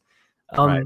And it's just, I don't think that libertarian free will is actually doing that much work there. Well, but that was my point. I think that's true. I think the libertarian, when it comes to ECT, I don't think the libertarian free will is doing all the way. And Calvinism is a perfect proof of that. That it wasn't the free will part that gave us eternal conscious torment. I think it's And other neither is it free absurd idea. will. Neither is it free will that gives us all this like excessive retribution. Like, I think that we can get rid of the excessive retribution without getting rid of free will. And I don't see getting rid of free will as a very direct way of getting rid of that excessive retribution anyway. When Like, you you get say rid of free will, how I don't really when see you how that follows. when you say excessive retribution, you mean kind of like what I was saying earlier, where it's just like Yeah. pure retribution, where there's no consequentialist. Well, because you were saying you were just saying that you're looking at some of the things that people justify using free will, and you're like, well, I don't want any part of that. So isn't that what you're saying? So we should be wary of adopting the term free will because people use it to justify, retribution and Yeah, other yeah. undesirable things. I think if nobody believed in free will from the start, society actually would look different. I mean, even a compatibilist free will, I think that society would look different. And I know you want to call it medicalized. I just want to call it humane. This idea that prison, the whole point of prison is to disincentivize, to quarantine, to rehabilitate, but punish. I don't. That gets you. That starts leading toward a kind of mentality toward other people. That, I mean, we have feuds. Like family feuds that are all predicated on this idea of retribution. And just, you kill me, I'll kill your sister, because then she'll kill my brother, and that I mean that. I think society would look differently if we didn't have any use for moral responsibility in this kind of sense. I mean, there has been this. I mean, don't you agree that, like, you know, feuds don't really happen like they used to, or at least how I think they used to. Like, we transitioned away from like an honor culture sort of feud. I mean, is that sort of what you're getting at? Like, Well, I think that, you know, the kind of feuds that I'm talking about was, you know, we're talking Wild Wild West, when we weren't so structured as a right. society. I think that feuds probably can and do still happen to whatever extent they can happen before people get caught. And But they used to happen more. Is that kind of what you're getting at? no, it's to me, it's not even about that they used to happen more and they happen less now because we've evolved more. No, I'm just using that Well, mentality. I think the reason they happen less now is not because we've become more enlightened. It's that's what I'm saying. Like, free will to I mean, I don't think it's implausible to claim that there might have been more feuds in the past. I don't actually know, but no, no, I'm sure like, you're right. I just I don't think that the reason for that is because, you know, we went from libertarian free will to a kind of compatibilist free will, and that's why that's what there's I'm saying. We went away from this kind of thing that you and I both agree is probably silly, I'm and saying it the had opposite. nothing to do with free will. Uh, wait, but how is that not agreeing with me? No, I'm saying that we can move away from barbaric practices without abandoning free will. That's my whole point. Oh, I see what you're saying. Yeah, sure. I don't think we haven't really moved away from it. I mean, people still. I mean, I listen. I okay. I have a family member who has spent a lot of the time. How do I? I'm trying to protect this person, but um, I have family that have spent time in jail, in prison, right? On the streets. You know, there's a very, you and I are, you know, we have this like sort of privileged, cushy lifestyle where, um, well, hell, I don't know what your lifestyle is, but mine sure as hell is privileged and cushy. But there is this whole other world where there's street justice. I mean, and that's a very real thing. And you know, you hurt me, I will kill your family, and that is the right thing to do. Why? Because you deserve it.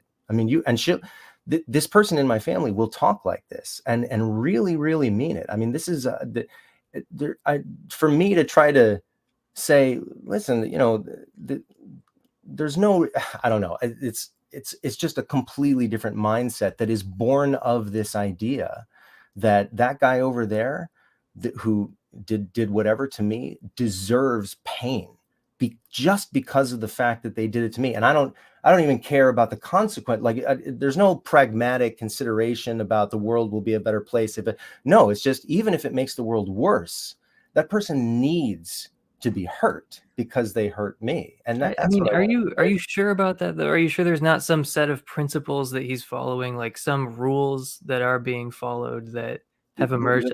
I mean, I Yeah, think no, that's it is that, yeah, but those exactly. rules are I think those rules are bad and they're not true.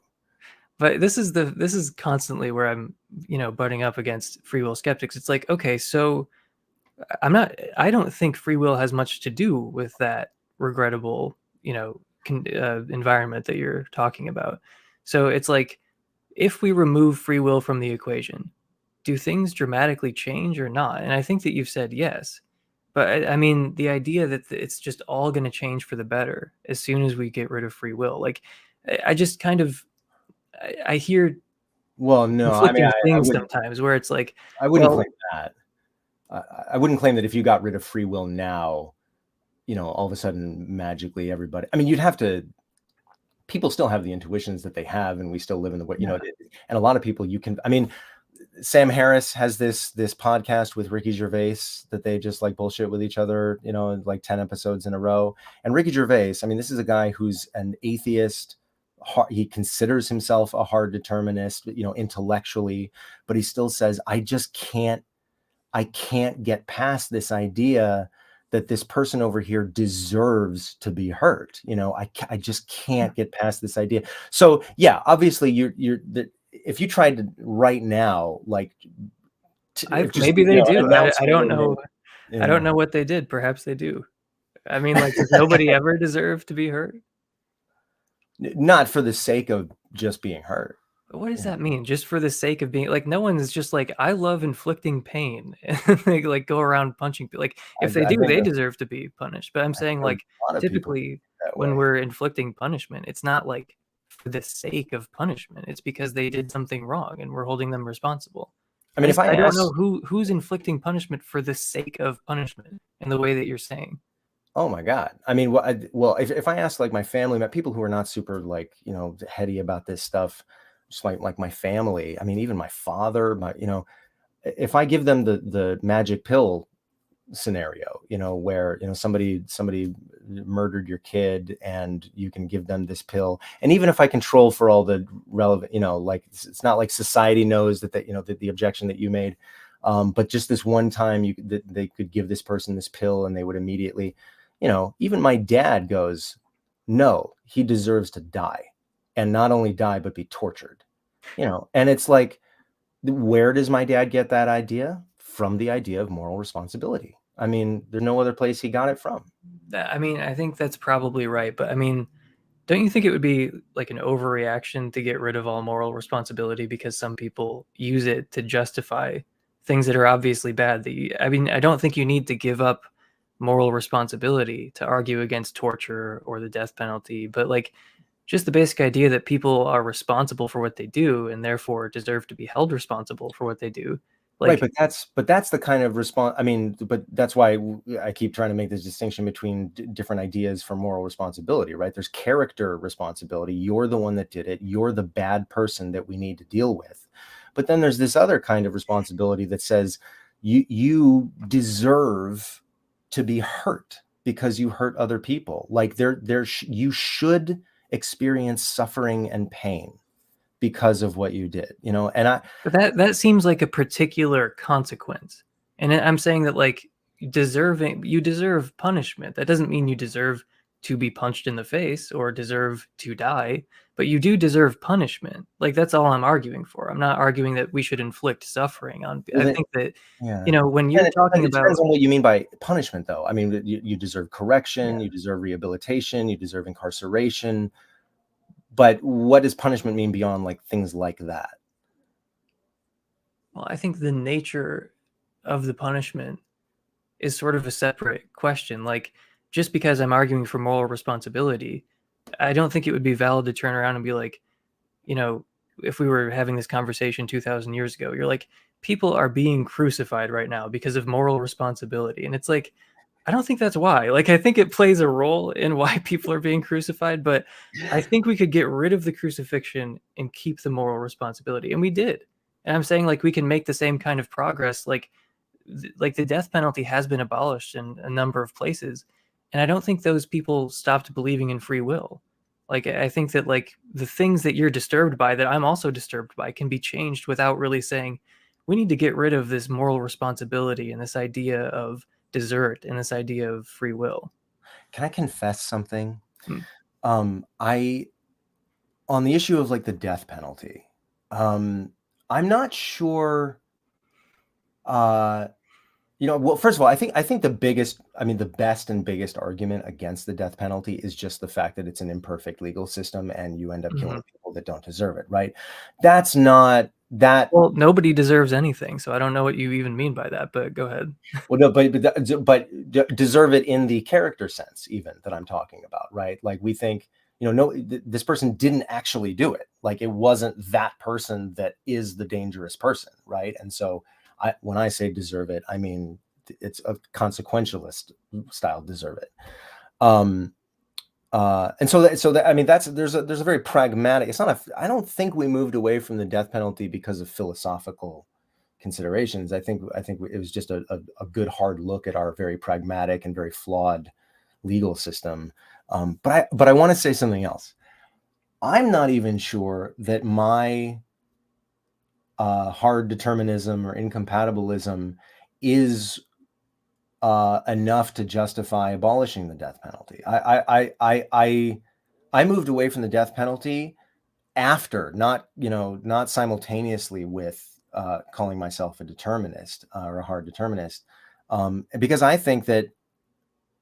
So the argument I would make is that if you could just stop somebody from continuing to exist because they're dangerous, and if you could do it peacefully, and if you could do it, in a way that doesn't cause any additional suffering, introduce more suffering into the world, then why not? Otherwise, you're just going to have that person rotting away in a cell for the rest of their life. And to me, that seems like torture. So why not just let them stop existing? They're already suffering. I mean, it's no fun to be Jeffrey Dahmer, right? So, and that was my, and then one day my mom, who happens to be a psychologist, argued with me about it and said, you're not looking at the big pragmatic picture here, which is that being on death row is itself torture. You're just forgetting that, or no, sorry. Yeah. Being on death row, knowing that you're going to be killed, is actually torture, so that's why it's not because of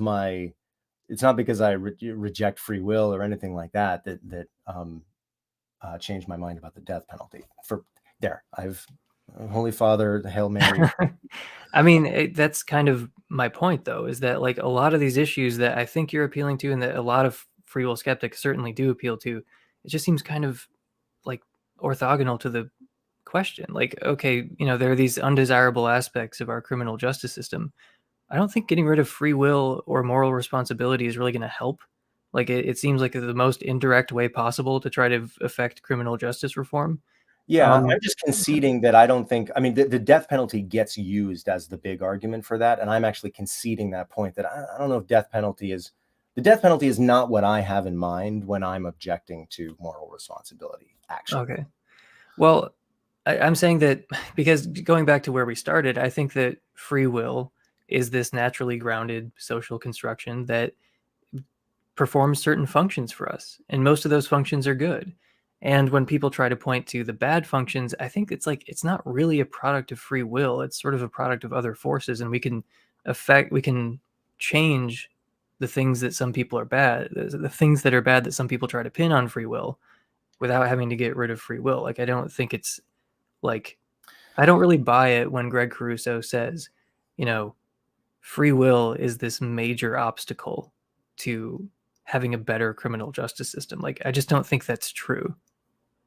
Yeah, I don't know if I agree with him that it's a major, like the biggest obstacle. I mean, there are certainly other obstacles to criminal justice reform that are bigger than the concept of free will. I don't know if that reflects his actual thinking or not, but again, here we are, you and me, both totally rational people. Well, you may be totally rational. I'm No.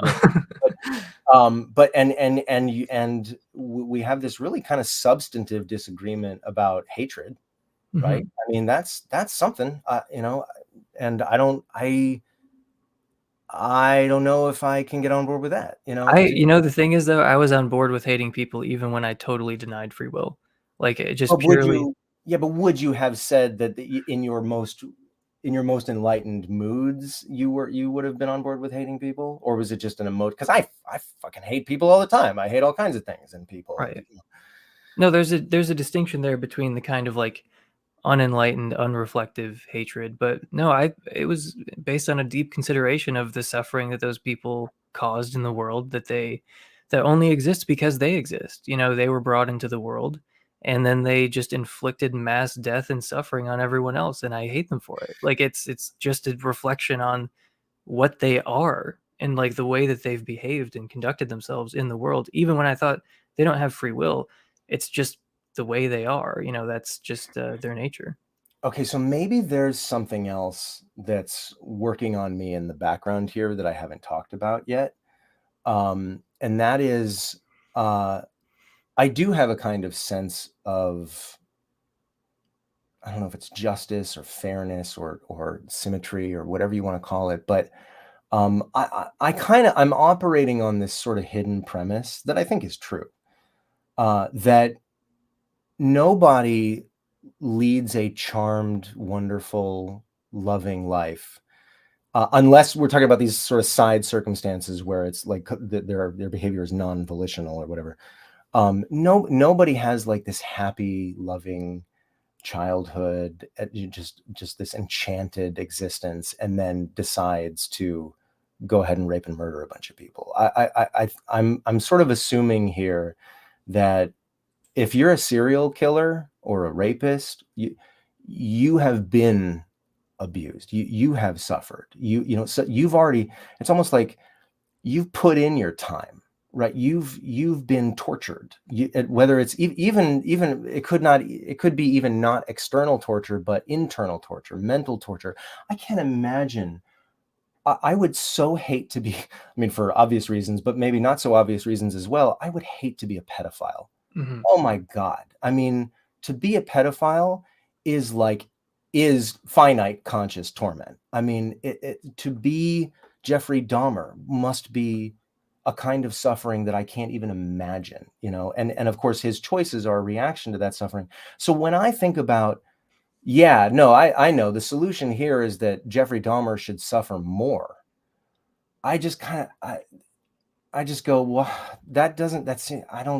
I can't get on board with that. I mean, we don't, my whole thing is reduce, reduce the amount of suffering in the world. And I think retribution and hatred, they end up directly or indirectly introducing just more suffering into the world unnecessarily.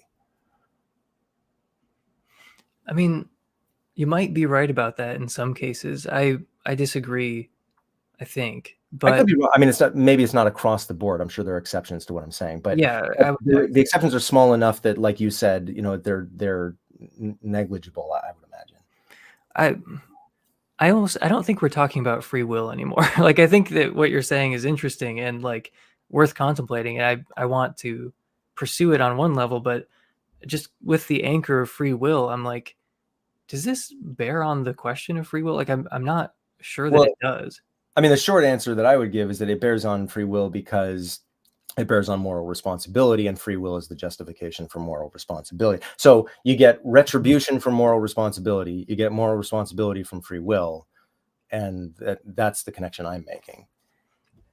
I mean, I know that there's no worse fate than to, be a pedophile. Like, I can't. I mean, I would. It's it's an extremely ostracized group, and if you're a decent person, other than that, if you're a decent person, then you'll be horrified by your own Right, desires, and you'll right, try to resist it and try to quarantine yourself or like take measures to protect children because you have uncontrollable urges to harm children, which is like one of the worst things you can do.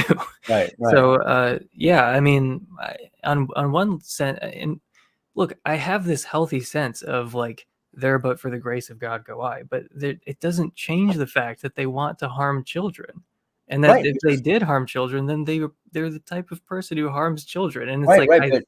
But the takeaway there is, the takeaway from it doesn't change the fact that they want to harm children is not therefore we should hate them. It's therefore we should protect ourselves from them.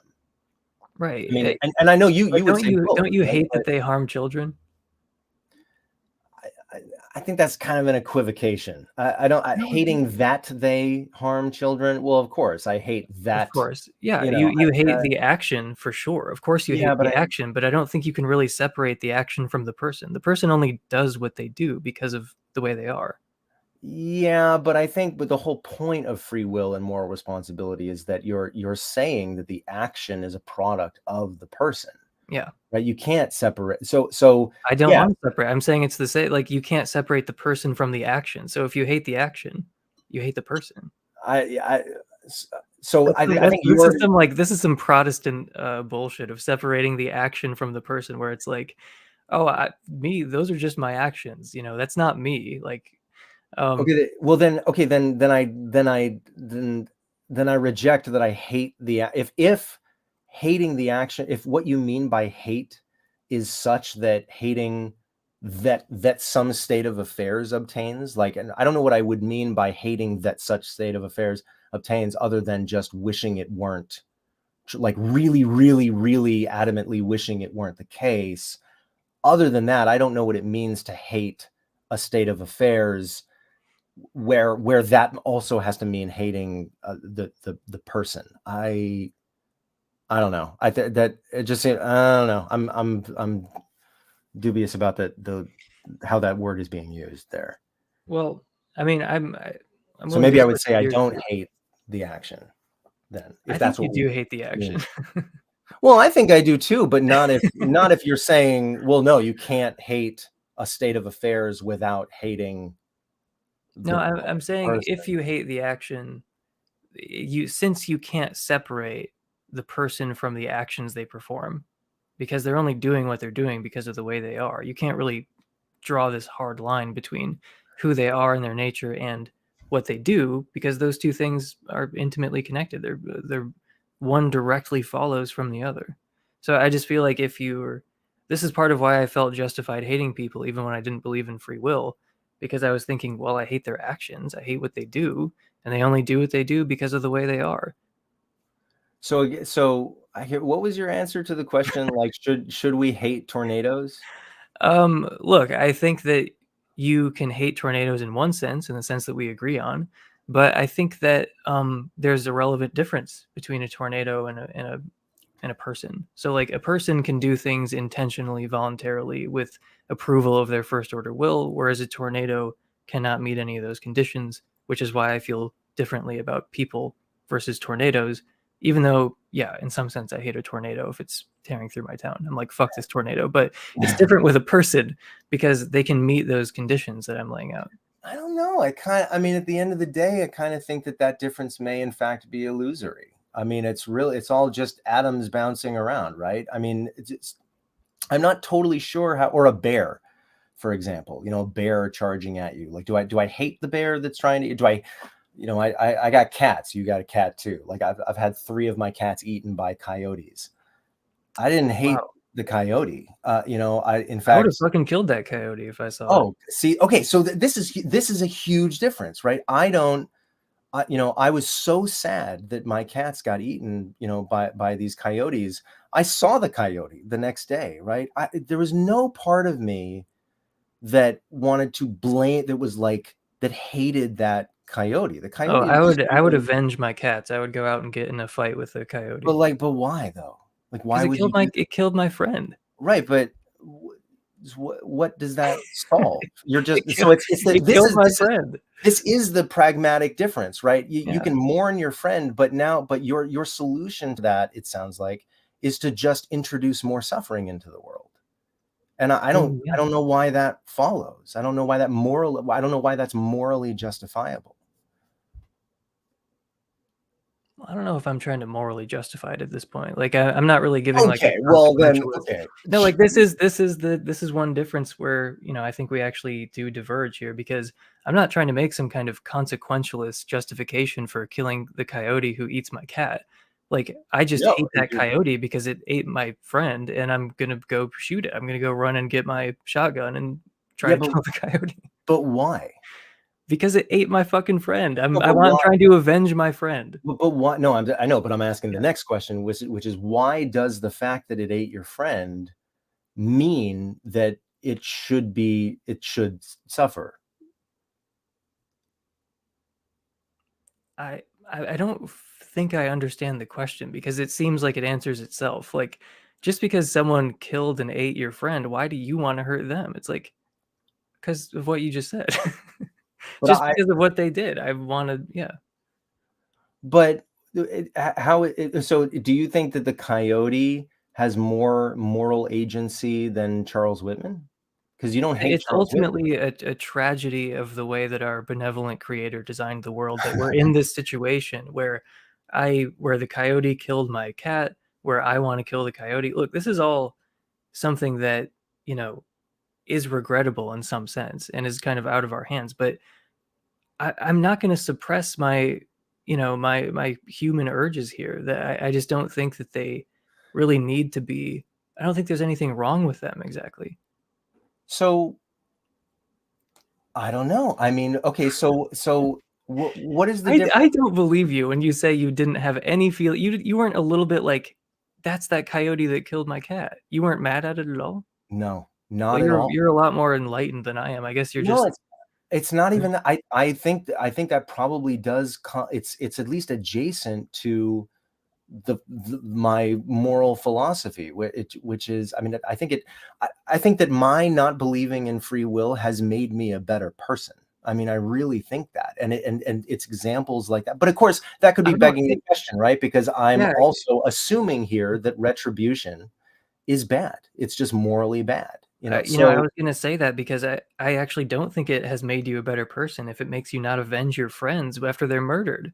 Like I think it's good to avenge your murdered friends. So I mean, like But if your why? non-belief in free will has Okay, taken so that okay, away from you, that's all right. worse. Okay, but then okay, so what does it mean to say? I mean, not now we're really getting into the weeds, but this actually may make the difference. What what does it mean to say that something is morally right? Because when I say that something's morally right, I'm saying something like it maximizes well-being. So you Here's the must thing. mean something I different. would be tortured if I didn't avenge my murdered friend. Like it would really cause me a lot of pain. So if I had to give a kind of moral justification, I would say this would be excruciating. Like, so I think Sam Harris talks about this case actually about how there was some guy, I think it was a Jew who like had a chance to kill a Nazi who killed his family or something. Oh yeah, yeah. But instead he turned the Nazi into the police who then the Nazi was let out of jail like a year later or something. And I guess it like, 60 years later, he's still just tortured by this, that he didn't kill that guy when he had the chance. I'm saying that would be me if I didn't do that. So it's like, I have to do this. I have Yeah. no, I mean, yeah. Okay, but that's now we're back to consequentialism again. I mean, that all I can say here is that yeah, you're not killing the coyote probably so the suffering that you endure from not killing the coyote is Mhm. greater than the suffering that you would actually cause the coyote. I mean, that sounds like that's your argument here. If I were And going to give a consequentialist justification, I think that's what it would be. I mean, obviously, that's not what's going through my head. But yeah, if I had to give a moral justification, then I think that that might be true. Yeah. yeah, but wouldn't it be better if you if would I mean don't would objectively wouldn't it have been better if you weren't suffering by not having killed that coyote? Don't you wish? I mean, Oh, do you approve of your first order desire there? I mean, okay, well, I guess I hadn't considered what if I just didn't feel anything if my friend had been murdered, because it seems like a pretty natural Oh, no, no, response. wait. It's not. I didn't feel anything. I felt a lot of things, but Right, right. wanting to But increase the suffering in the world is wanting not. like revenge or something. Yeah, yeah. What if you didn't want revenge? Well, I guess I hadn't really been considering that because it sort of seems like, what if you just didn't get thirsty? It's like, well, I don't know, but that's not like, I do want revenge, like, and I think that revenge is maybe something that would get at the heart of it more than hatred or retribution, even like, because revenge, I think, is something that I think can be warranted. Like the natural desire for vengeance, I think, is not irrational. I don't. It clearly doesn't seem like a moral thing. Like I wouldn't go around trying to give a moral justification of revenge, but at the same time, I'm not telling people that they shouldn't have these vengeful feelings and shouldn't act on them because I totally get it. But then I get it too. But this is why I'm asking. Do you agree that it would have been better if you didn't? Well, I can't help that I have I mean, would it have been No, no, I'm better if not I saying just you can didn't? help it. I'm just saying, hypothetically, would it be better if you didn't have that feeling? Would it be better if you were like me? Okay, uh, maybe, but here's how it might play out if everyone felt like you.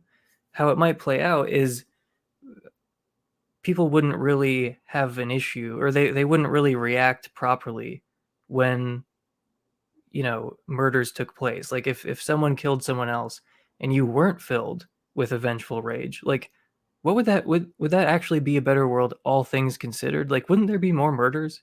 Like wouldn't there be more suffering if there was no severe consequence for killing someone who's close to you? Yeah, but I'm not advocating for no severe consequence for killing somebody. Oh, you let that coyote off pretty easily. But that's not. Wait. So, well, I thought we were talking about like a legal system here, like where there are actually like the coyote is not responsive to reasons, right? The coyote is Right. not Yeah, like you can't that's an important compatibilist condition actually, is reason responsiveness. So Yeah. I mean, I might be out on a limb here where most compatibilists wouldn't want to follow me because I'm getting mad at a creature that's not really a moral agent because it's not reason responsive, which is Yeah. a kind of, Yeah. yeah. Well, that's yeah. So But yeah, I guess it I really mean, matters whether we're talking about moral agents or non-moral agents. So I should be clear about which context we're talking about. True. Yeah, but at the end of the day, I think you can say the same thing. I mean, don't get me wrong. If a human kills my son instead of a coyote killing my cat, I don't think I would be able to have the same. I mean, it's just that the stakes are higher, the relationship is closer. That I don't. Sure, I would like to think that I wouldn't just want to like seek revenge, but I can say now that if I did, that would not be morally necessary, and in fact, it would just be worse if all I could think about was revenge. Right. I mean, all you could think about is how you didn't take revenge, like the Jew who didn't kill the Nazi. Yeah, that would be worse too. That would be worse. I mean, right? If I'm suffering because I didn't cause somebody, introduce extra pain into the universe, that's a scenario that we don't want, right? And you can say that we don't want it because, I mean, there's two different ways of saying that's a scenario we don't want. I mean, you might say it's a scenario we don't want because that desire should be satisfied. I'm saying it's a scenario we don't want because that desire shouldn't. It would be better if that desire didn't exist. I mean, again, it seems like we're getting back to this kind of medicalized dystopia where it's like no one has really a human reaction to some, like, I just don't really, I don't know if it would seem weirdly inhuman if people didn't have strong emotional reactions to Okay, but I keep, I'm not saying no strong emotional reactions. There's only one. I mean, have all the strong emotional reactions. We're all still human. We all still cry and bleed and all that stuff remains intact. We're only talking about one really specific thing here, which is the desire to introduce more suffering in the world. Also, right? I mean, that's the one thing I think that we could live without and would be all happier and better off without. And to me, that's what I'm talking about when I say something is morally better anyway.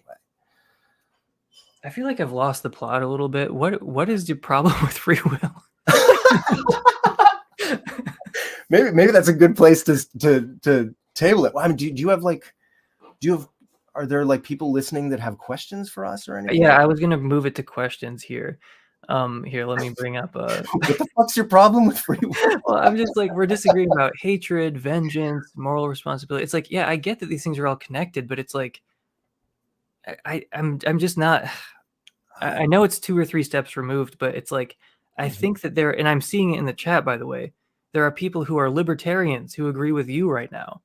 And there are people who are, compatibilists and determinists. Like, it seems like it's an even split, is what I'm saying. Like, your views on free will don't seem to be a good predictor of whose side you're taking in this whole like vengeance dispute that we're having. Well, I wouldn't claim that it would be alone, because I would guess that the reason a libertarian agrees with me is by accident. They're not agreeing with me for the reasons that I'm giving, right? Especially if the reasons I'm giving are explicitly a denial of free will. So I don't know. I mean, I could be wrong, but yeah. Can you see that question there? Yeah. It's about the symmetry.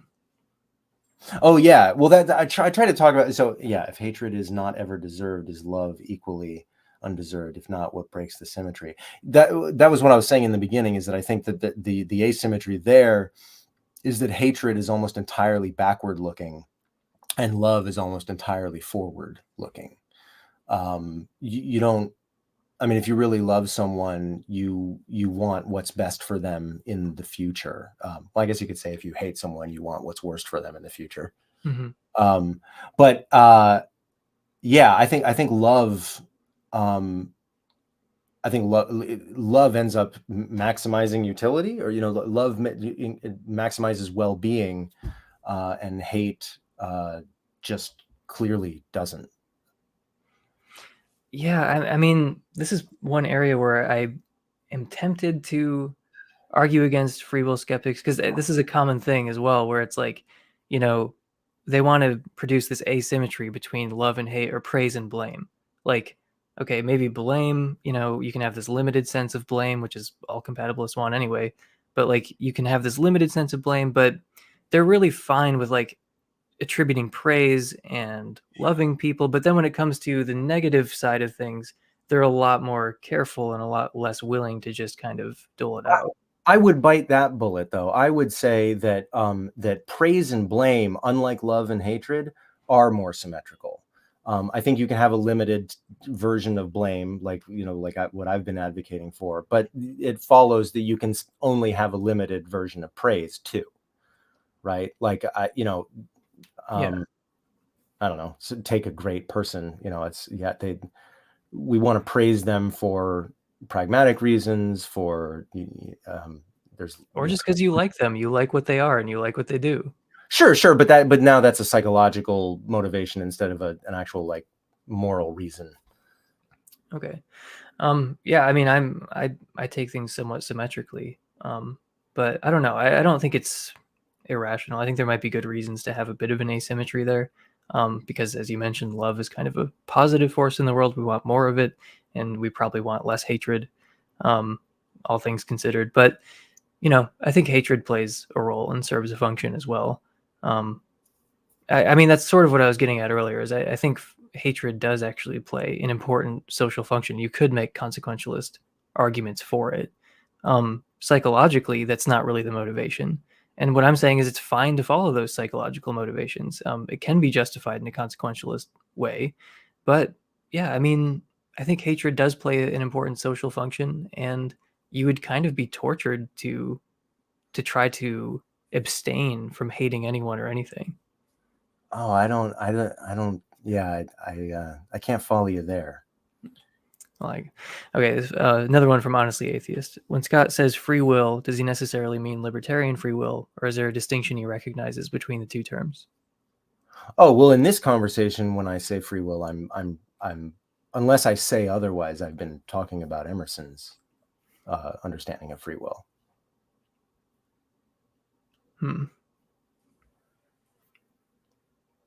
So is there, I mean, when it comes to compatibilist free will, I'm still trying to hone in on like what is the like 1 or 2 sentence summary, if you could do that, of like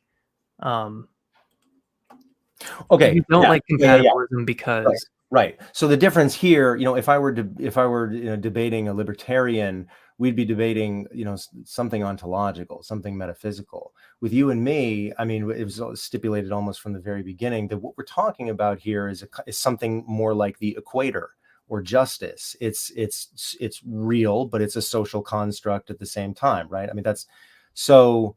I'm more talking about a concept, right? I mean, how useful it's not. I don't think it would be a mischaracterization to say that what you and I are arguing right now is whether free will exists. That's weird. That's a weird way to put it, because that's not the disagreement. The disagreement is the concept of free will better for us or worse for us, right? So I don't know. It's not the same thing, I don't think. Okay. Yeah, I guess I agree with you. I mean, because we both agree that the conditions I'm talking about exist and that they can be met or not met. Yeah. It's just I'm saying that's just what people mean by free will. Like when you do things that, intentionally, voluntarily, with approval of your first order willing under ordinary conditions, like Well, that's what people mean by free will. I mean, I that's guess one substantive thing would be, what follows from that. And so, yeah, that's an area of disagreement for us, which is not just semantics or conceptual. It's okay, if everybody thinks that this is true, if this justifies something like moral responsibility and hatred, is that good or bad? Or how about that? Or just, I guess one way to say it is that what the ontology you're describing, I disagree with the inferences that you're drawing from it. How about that? Like, I don't think hatred and retribution follow from the ontology you're describing. I don't think that the justification for those things follow from that. That could be one way to well, put it. I mean, we agree about that too, because I still felt the way I do now, even when I was a no free will person. So Fair enough. yeah, it's just tricky. I mean, because there's a part of me that really doesn't want this to come down to a semantic debate, I know. but like That's all it would just be kind of anticlimactic. But at the same time, it's like, okay, I think there are some different considerations in the background for me that might actually make a difference here. So like my claim, which maybe you agree with or not, is like I actually don't think I'm that far off, if off at all, with the common sense notion of freedom. So my claim is that the common sense notion of freedom is totally compatible with determinism, which is the majority view among philosophers, I think. But yeah, that's the compatibilist claim. I mean, yeah. yeah, there's something. Well, there's something, because the compatibilist only needs to say that free will is compatible with determinism. But I'm saying that like not only is that the case, but pretty much what everyone already means by free will is So do you compatible with determinism. so here's a question. So do you see me, I mean, suppose this conversation moved me, in the way that I kind of thought it might, at the beginning, and I go, yeah, it's just not worth dying on this hill. I should just call myself a compatibilist because it retains most of the things that I care about, and it doesn't. Do I then become a compatibilist that is just constantly arguing in-house with other compatibilists about moral responsibility and punishment and hatred, or does that mean I don't really have my compatibilist card? I think that there's a variety of views within compatibilism, just as there is within free will skepticism. And a compatibilist might be listening to you and agreeing with you way more than they're agreeing with me on some of these issues. So I think it just comes down to, do you want to call these conditions when they're met free will? And I would say yes, because that's already what we mean. I'm not suggesting things. I'm not prescribing that we do something different. I'm saying, hey, all you nerds out there who are like, oh, obsessed with science and stuff. It's like we you can just talk about free will. It's okay. There's Yeah, nothing incompatible with free will and with like the scientific worldview. yeah, but I am suggesting we do something different. So maybe that's the fulcrum there. Could we, like, how many people are watching? Could we ask, like, who among the compatibilists that are watching, Mhm. do any of you recognize yourself in what Scott has been saying? Are you talking about yourself in the third person? Yes, I am, Okay. because I'm imagining you asking the question, not me. You can just ask the question, but All right. okay, so Yeah. So anybody who's watching that's a compatibilist, I mean, do you recognize your own views in what I've been describing, and do you think that what I've been describing is a compatibilist position that you agree with entirely? Not like with except for this part, except for that part, but like, oh, well, no, not the compatibilist part, just the part about hatred, vengeance, retribution. Like, I think that on some of the finer points, they might be with you because, like, as I've been saying, I don't think that these issues directly bear on it in the way that some free will skeptics seem to think, where if we could just get rid of free will, then we would eliminate this enormous barrier to criminal justice reform. Like, I don't think that's true.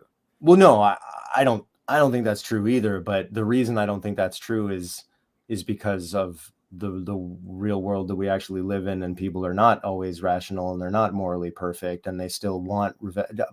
What I'm arguing for is the justification for it. And so if we were all on that same page, I mean, again, what I guess I'm a I mean, maybe you would deny this, but I feel like me and the coyote is a case in point here. Hmm. So I don't know. So what are people saying? I well, James says war. Um, War. some people seem to be satisfied with what we're saying here. Philip says, Scott, my views on this are pretty much aligned to yours, and I call myself a compatibilist. You're welcome to join the club and wage a civil war against everything. Oh boy. All right. Well, maybe I just need to start telling people, like, I might be a compatibilist, depending on what you mean by that. Well, that was probably already true, though. I mean, depending on what you mean by compatibilist. I mean, I guess I just don't think I mean, there's this other thing that I don't like the word free will, because the first question that pops into my head is free from what? And the compatibilist answer is nothing. I mean, it's not. well, it's like free from So, external control. Like if you're just acting in accordance with your own will, then you're free from other people imposing their will on you. Like you're doing what you want because you want to do it, not because someone else wants you to do it or something like that. right, but then I would just say volition covers that. I mean, I'm a volitionist. Well, I know? mean, we already have a word for this sort of thing, though. We already have a term for it. I mean, you're the one who's saying like, I I think want to, I'm the I one want to saying sorry. preserve everything, but I want to use a different word for some reason. Well, but I feel like I'm in this. I feel like I would be the one saying that. Like, we already have the concept of volition. Like, why do we need this extra concept of free will that has all this like metaphysical baggage that comes along with it that gets confusing? And like, if you mean volition, just say volition. I don't know. I mean, And what I'm saying is, if you mean free will, just say free will. but Don't I say don't mean free will. I don't think I But you mean free do, though. will. That's kind of my claim that might be more controversial, that, like, the But the fact, compatibilist notion is not far off from, like, the common sense notion, and it's libertarians and people who kind of I think that some people inflate free will, but I don't think we need to abandon free will because some people inflate it into this ridiculous thing any more than we would need to abandon God because Descartes said God can do things that are logically impossible. okay, but like my mom, for example, she's a pantheist, right? She believes that God is synonymous with nature, and she just like constantly uses the word God, and it is so fucking confusing for people. I mean, people come away from conversations with her thinking that she's like an actual classical theist or something like that. Hmm. And I just go, why the word God is ambiguous. It has multiple different meanings. Like so does the word free will. It has multiple different meanings. Volition doesn't.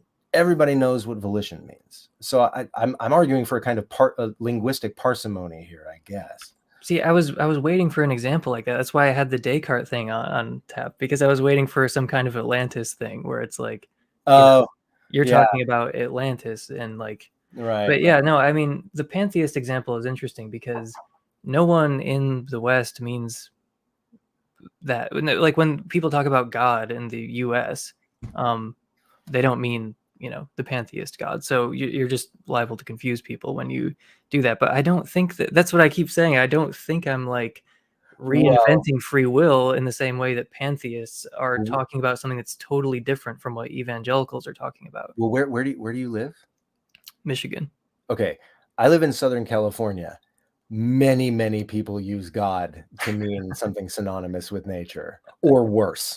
So it is where I live. Somebody says they believe in God. It is, you have no idea what they might mean. Well, I can't take responsibility for the depravities that might be happening in California.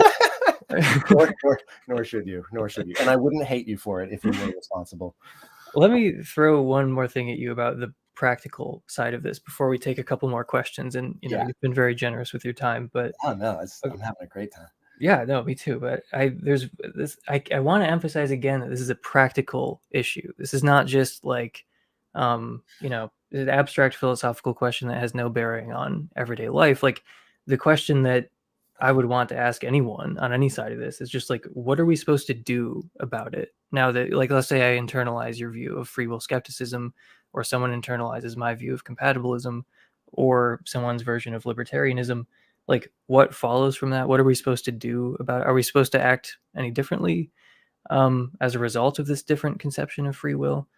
And so like I said, it's a practical issue, and I feel like a lot of free will skeptics in particular kind of lose sight of that. Like they get so caught up in some of the thought experiments and some of the technical aspects that they kind of forget that this is supposed to have some kind of impact on our lives and, like, daily life too. Not even, this is not like a far off concept, but the reason that I think free will might be valuable is because it hang on, I have these bullet points here.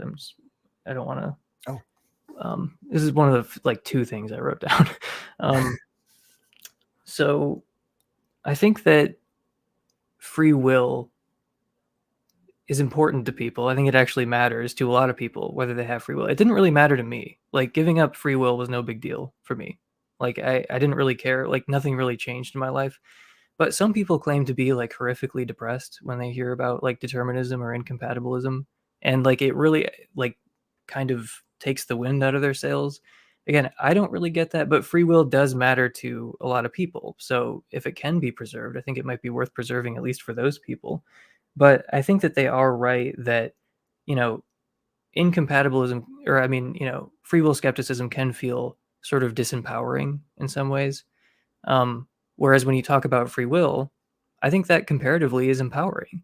Like it means that you are actually in charge, and like your conscious deliberation matters. Like and I think that's true. Even if determinism is true, your conscious deliberation is going to alter the character of the natural world going forward. Like what you think about and how you choose to act is actually going to have an effect on the world and an effect on the people around you.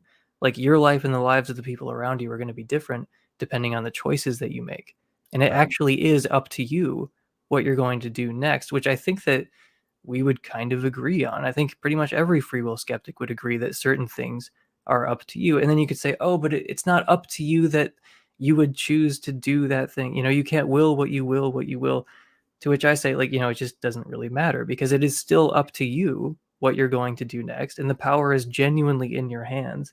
Right, but that gives us the fact that it's up to you in the sense that you are talking about right now, gives us character blame, or I don't know what Caruso calls it, but it gives us the kind of moral responsibility where it's like, yeah, we can identify you as the agent who did it, and so you're the agent that we need to now like worry about, and that's totally compatible with determinism. That's a weird sentence. Um, but I want to say though that I think the depression thing, Mhm. people become depressed when they, yeah, and I've heard that too. But I would argue for the other side of it, and I would object to that. I would say that I think most of the time, the reason somebody becomes depressed when they become convinced of determinism is because they are in some sense misunderstanding determinism and conflating it with fatalism, right? That's depressing, right? Nothing you do matters, but that's not what determinism says, right?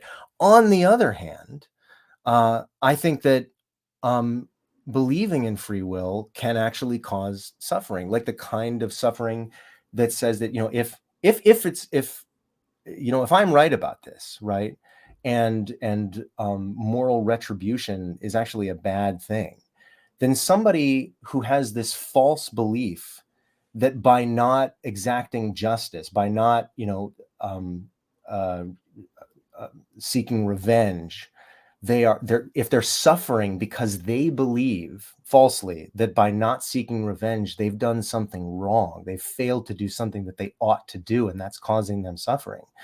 I think that's a case where the belief in free will has caused unnecessary damage to somebody, or suffering, whatever. I think I'm saying that'd be you could possible. make both arguments either. I don't know. Yeah. Someone just asked, what is the difference between fatalism and determinism? So determinism just means that everything is caused by antecedent causes or something like that. And fatalism would just mean that, your conscious deliberation doesn't really have anything to do with what happens next. Your thoughts on the matter don't really affect anything. Whatever is going to happen regardless of what you do. That's not what determinism means. Determinism doesn't mean that whatever is going to happen regardless of what you do. The way that things turn out might be a direct consequence of what you do. And your conscious deliberation plays a role in what you end up doing. But that's kind of my whole, kind of pragmatic argument for free will, is that it does kind of put the power into your hands. And I think it could be argued that it's a form of bad faith to reject free will. Bad faith in like the existentialist sense, where you're kind of denying that you're really free and that you're really responsible. You're saying, I'm not free to do whatever I want, or I'm not really responsible for what I do. And that's a classic example of what existentialists have called bad faith. It's like, no, you are free to do whatever you want, and you are responsible for whatever you do. And that's something that's really impressed upon people by existentialist philosophers like Sartre and Simone de Beauvoir, and I really like them. But yeah, I mean, I think it's arguably a form of bad faith to even sort of say it's not really up to you what you do, or you're not free to do whatever you want, I mean, because you are.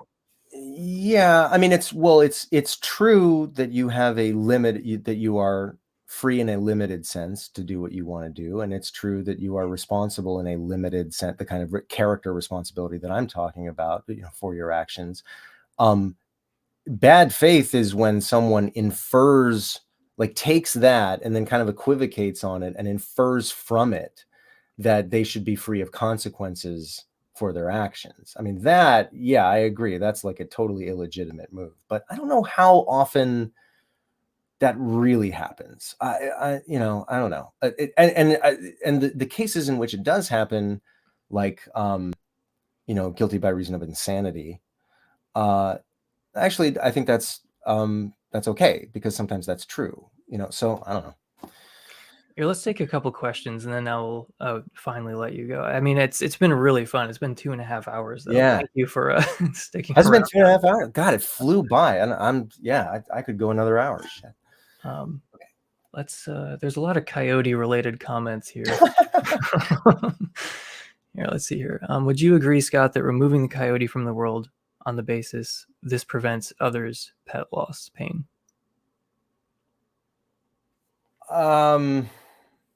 That's true. I'm preventing a lot of other people from losing their pets by going on my vendetta. Yeah, but you also need coyotes in the ecosystem too. And you get rid of all the coyotes. We got William Lane Craig over here talking about how we need coyotes in the ecosystem.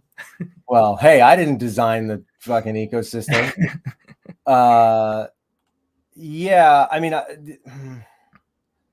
that kind of logic, though, I think could be abused, and you could say, well, let's just remove all humans, so that, that prevents a lot of pain if you just got rid of all people, So I don't know. That seems a little fuzzy to me. I mean, it still should, even if it's purely backward looking, it could factor into the, utilitarian calculus that we're making here, where it's like, hey, we've got a thing that kills pets. Shouldn't we remove that? Yeah, I do think people are responsible for their own pets. And what we did was, when, after our cats were eaten by that coyote, what did we do? We built a fence.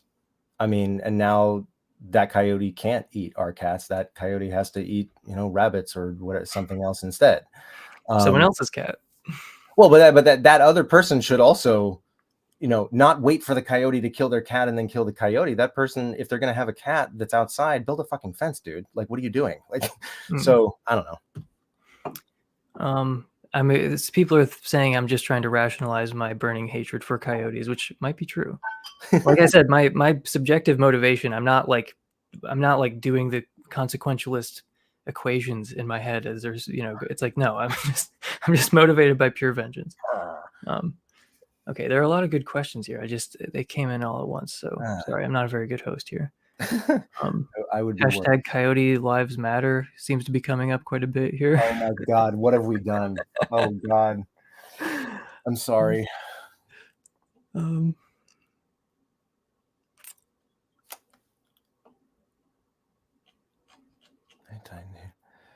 One of these questions, the fact that desire for retribution. Right. Yeah.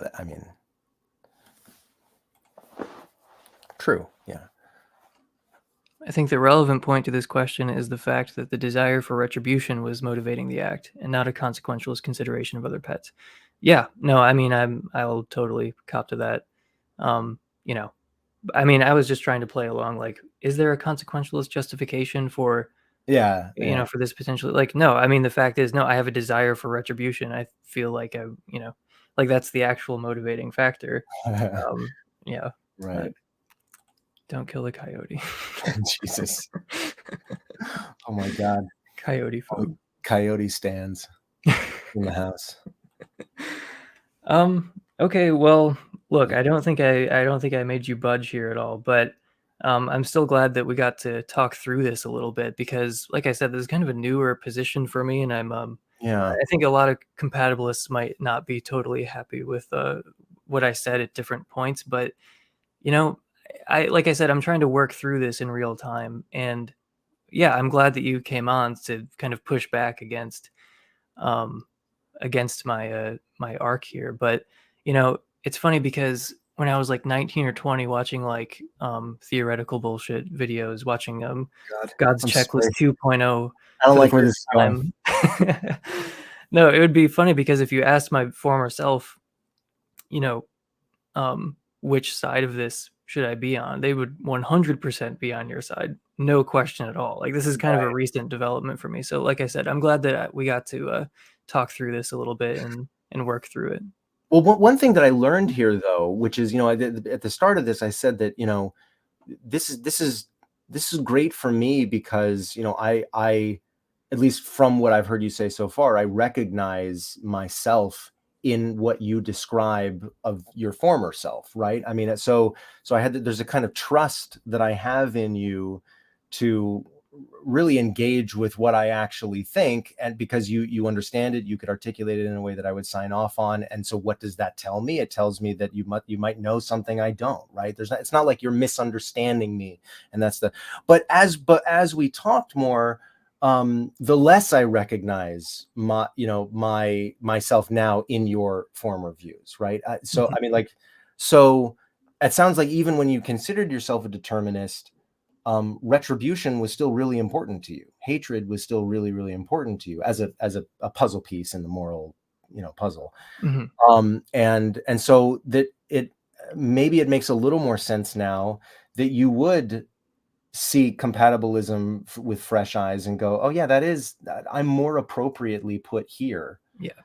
And maybe it makes sense that I would see the same things you do and go, no, I'm still more appropriately over here. Yeah. Yeah, So I think we can actually agree on some of the facts and still come to a different conclusion for the reason that you just said. Because, yeah, I think hatred is an important part of the social order. Like, I think it would be a really weird world if people didn't. It would be inappropriate to respond with anything other than hatred to certain things that people do, and that people like and I don't know. I just don't like this kind of watered down version of it that might be peddled by free will skeptics. It's like, no, this is a reaction you should have to certain things in the world. yeah, it's the reaction that is, I mean, that's normal, but I don't think that makes it normative. Might be normal for a reason. I mean, it might have evolved because it's beneficial. Isn't that like a naturalistic fallacy or Oh, we something? don't Like, need to worry about that. Here's another question. As a molecular neuropharmacologist, I have yet to meet a colleague in neuroscience who believes in any kind of free will.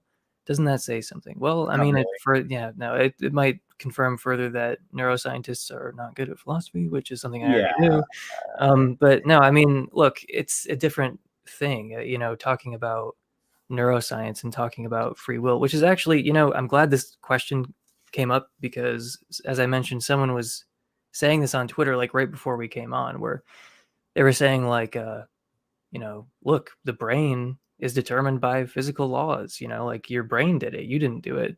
And my whole point is, like, you are a brain, like saying that, Yeah. no, I didn't do it, my brain did it. It's like, Yeah. that doesn't make any sense. Like, yeah, but I don't think that you have to deny anything about neuroscience or about our understanding of the brain to say that you do things intentionally, voluntarily, with approval of your first order desires under ordinary conditions, and you're a reason responsive agent. Like that, all that stuff is totally compatible with neuroscience, and that's all that compatibilists mean by free will. And I would further claim that's all that pretty much everyone means by free will until they start becoming dangerous with a little bit of knowledge. Like they learn about libertarianism, and I think it kind of sets them, they start adding to it and they start like inflating this concept. This is maybe a little more controversial take of mine, but I think that libertarians inflate the common sense notion of free will. Like, I don't think that they have the common sense notion. I think they take the common sense notion and kind of inflate it. And I wish they wouldn't do that. And I think free will skeptics kind of, they do it as well. But then they say, well, obviously we don't have that. It's this ridiculously inflated sense of free will. So therefore we don't have free will. But yeah, I'm questioning that whole series of moves. I mean, one area where neuroscience might possibly make a difference, like an actual tangible difference here, is like the thing that I said earlier about, is it really, is there an actual difference between having a tumor pressing on your amygdala and just having been, like, horrifically abused your entire childhood, thus resulting in, like, okay, so how about this? Like, so we have two identical twins, right? Like a pair of identical twins separated at birth and thus reared apart. They both grow up to be murderers, right? One grows up to be a murderer. One raised in a happy family grew up to be a murderer because of the Charles Whitman thing. They got a tumor pressing on the brain. The other one grows up to be a murderer because the family that they were adopted to just did nothing but like the most unthinkable possible abuse and torture, and so that person grows up to be a psychopath or whatever, So I guess so. A question would be, is there a morally relevant difference there? I would say no. It's tumor abuse. It's the same. It's still something changing the brain. Or maybe you would say the opposite. You'd say maybe there's an actual relevant difference there for why we should hate one person and not the other, or so neuroscience may come into play there. Yeah, possibly. I mean, it's actually a good challenge for me personally. I think that this is the kind of thing that compatibilist literature goes really into depth on. I haven't been as interested in these sorts of cases, but yeah, honestly, atheists asked, like, is there a distinction between justifying and hating or not hating, Whitman versus Ramirez versus Kissinger? And it's like, yeah, I haven't really done a good job of articulating the differences between them, if there are differences. I just kind of made this general case that, like, having necessary and sufficient conditions for free will where there are zero counterexamples, I think, is not an important standard. It shouldn't be a standard anywhere in philosophy. So it's not like I'm special pleading here on that. Where, like, my claim is that if you have a conception of free will that works for all of everyday life, then you're done. Like, you don't need to counter every single strange example. But, like, still, it's like, compatibilists, I think, have spent a lot of time talking about the differences between someone like Kissinger and someone like Charles Whitman. It's not something that I'm, like, particularly interested in, so I don't have it on the tip of my tongue here. But no, it's something that I should look into and have a better answer for, because I think I didn't really do an adequate job talking about, like, that, how there could be a difference between these different cases. And I'm pretty sure compatibilists have spent a lot of time talking about how there are differences between these cases. Right. Okay, let's see here. I think that was the I mean, there are a lot of things popping up here, but I think I might actually have to let you go now, unless you had something else you were about to say. One last thing, just in case if you or anybody else is interested. Sorry. So this guy that I was talking about, I mean, I'm sure a lot of people have said this, but just this book, I got to the end of this book and I broke down in tears, which I don't know, but it's called Against Moral Responsibility by Bruce Waller. And ironically, this guy's got some really weird views. He wants to affirm free will, but he completely redefines free will into something very, very different. Free will for him, so he wants to eliminate moral responsibility while keeping free will.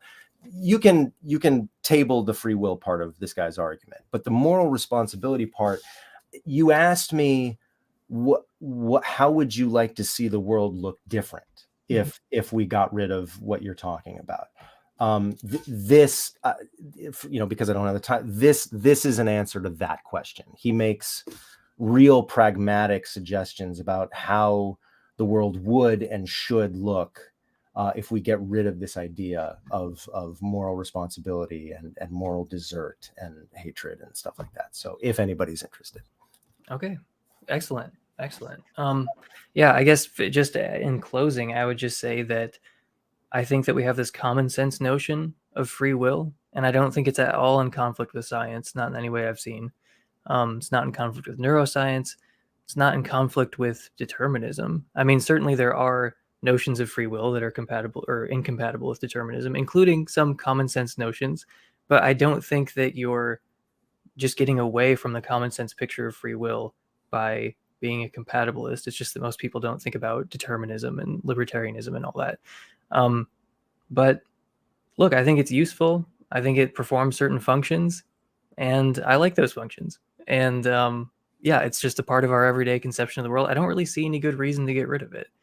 A lot of the reasons that people give to get rid of it, I don't really see how we couldn't make some of those changes in the world without just keeping free will. So I guess I have to admit that I think my position is more of a default, because free will is kind of a part of the common sense fabric of our lives.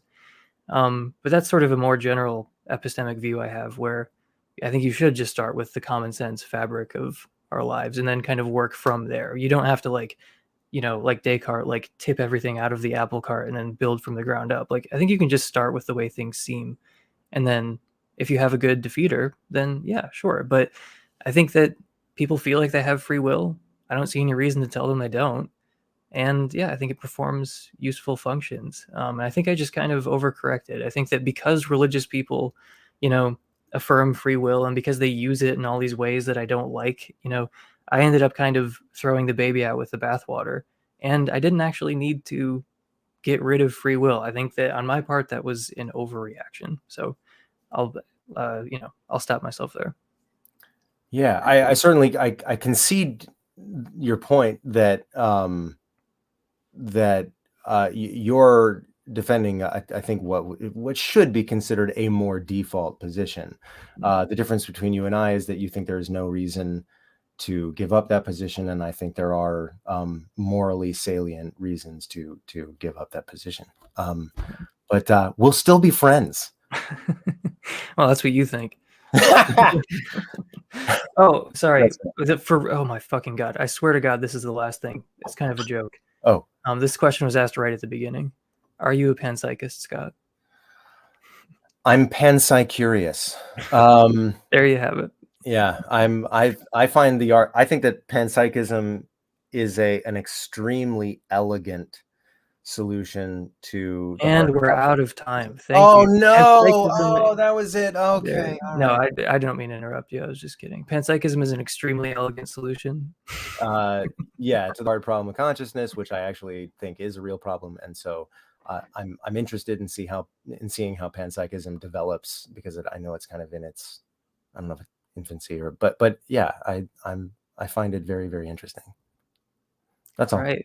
All right. Scott Clifton, theoretical bullshit. Thank you very much for coming on. Thanks, man. Thanks for having me. This was great. Anytime.